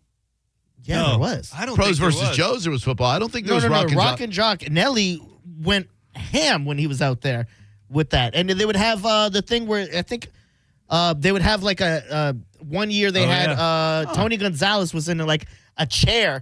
And they would throw the chair from side to side, and if you hit him in the end zone, you get bonus points. Oh, dude, dude, Yeah. you were don't right. Remember that? No, you were I didn't. talking. If I'm following the timeline, this may have been the last. This might have been the last gasp of life for the Rock and Jock. Okay. Because the one that you're talking about, Diz, was 2001. Oh. And I think they stopped the Rock and Jock after that. Dude, this is great. Flea playing basketball, shooting 10-pointers. MTV's Rock and Jock football game from 2001 had boy bands, armchair quarterbacks, and Chris Carter catching balls like he was on the set of Baywatch. But it was Nelly who dominated all three phases of the game, including an incredible one-handed interception. Let's break it down. So Dan Marino takes the snap and fakes... Dude, Nelly intercepted Dan Marino. The end around a Ja Rule. And if we stop it right here, Ja's got to be yelling, put it on me. Because look at this side of the field. There isn't a defender in sight. If he gets the ball, he's going to be straight living it up. But Dan Marino had two missions that day. One was to wear a cool-ass hat camera that gives you the POV of Michael Myers chasing down trick-or-treaters. And the other was to throw bombs to Jerry O'Connell. Now, it's not a bad read. Jerry appears to be open. But once the ball is in the air, Nelly hits the gas because he knows you can't trust a free safety in a celebrity flag football game. And you can see by Jerry's body language, he can't believe it. He's like, 1 second Nelly was standing by me, and the next he's making one. It is funny because I think if you told me like what was the most prolific memories, I would have said baseball. Oh, for sure. I'd be curious from their perspective, like what the heyday was. Because I remember they had, like in the outfield, wasn't there like big holes in the backboard where you would get points if you got a home run in one of those? It's probably harder to get people to do stuff like that, maybe. But now with influencers and so many people that are pseudo famous, you get a Mr. Beast out there and a couple celebrities, and it would still be fun. The basketball had Flea lighting up and Master P just draining it from everywhere. Yeah. Oh, dude, and I think that's how he got invited to the Toronto Raptors. Oh, They yeah. played like the summer league with them. He was no joke, Master P. I think Rappaport played in it too, and there were a couple of people that were very, very good at basketball. Yeah, but looping this back, it is just very interesting because I think a lot of people, I would say I think a lot of people don't like ESPN in certain ways. Yeah. And they are worried now that you essentially go to Disney. What does this mean? A lot of people, the WWE, they're going to do what they're going to do. If they have to tame things or do things differently because of Disney, that's fine. The concern that I've mostly seen is regarding the red zone. Do not touch the red zone. Like Scott Hansen is the face of Red Zone. Yep. If you start trying to pepper in a bunch of commercials, if you try and do Promos. things that mess with the 7 hours straight of football, you will kill the vibe. And I hope that they know that, because I mean, NFL Red Zone is one of the greatest sports experiences on planet Earth, and they've got to know that by bringing it to ESPN, the secret sauce will be to not touch anything. They know that, but I think they value profits above all else, and I wouldn't be surprised to see them working in commercials. So commercials on Red Zone. There was a, and this worries me, but if you didn't know this, you wouldn't know unless you have DirecTV. You know that DirecTV has their own Red Zone with a different guy. It's Andrew Siciliano? Yes. Yeah. And I've seen people say that, but what they're going to do now is have a separate tier of Red Zone where you'll be able to pay for the digital only Red Zone, and it will not be the Red Zone. It will be a version of the Red Zone. I need Hansen. If it doesn't have Hansen, it ain't the Red Zone. It's the Dead Zone. You're damn right about that. Do not go anywhere. Drew Garabo Live is coming up next. You sticking around? I'm sticking around for my buddy Jacob and Jacob's Jukebox Jeopardy. But before we get out of here, we love telling you about our good old buddy, Jeff Borum. We love telling you about Jeff because he's the guy who's going to help make your home buying experience a breeze. No matter what part of town you're going to, you need to get with our guy, Jeff Borum, especially when you're selling your old house. You really need a team that you can trust in this real estate market. It's crazy out there. Florida experienced a big influx during COVID. We've had hurricanes that have come through that have changed certain areas. You want someone who knows the hot zips, the flood zones, the best schools. That is Jeff Borum and Team Borum. They've got that masterful marketing machine. If you're trying to sell a home, you're going to be able to do it quicker than with a lot of other people because they know the people who are in the market for your home. You've got to hit up Team Borum today. Team Borum is powered by eXp Realty, and with Jeff, you've got options: buy your home, sell your home, rent your home. Google him right now. You could be packing tonight. BORHAM for our buddy Jeff Borum. Thank you, Dizzy. Shout out to St. Pete Sam, who made an appearance on the show today. Shout out to the homemade man, Will Kuntz, who answered the call today as well. Senning Show will be back live tomorrow at 1 p.m. Thanks to everybody who was streaming on YouTube. Appreciate you. Drew Garabo Live coming up next.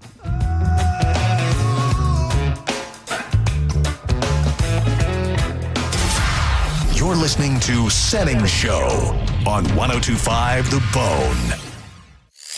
We are Real Raw Radio.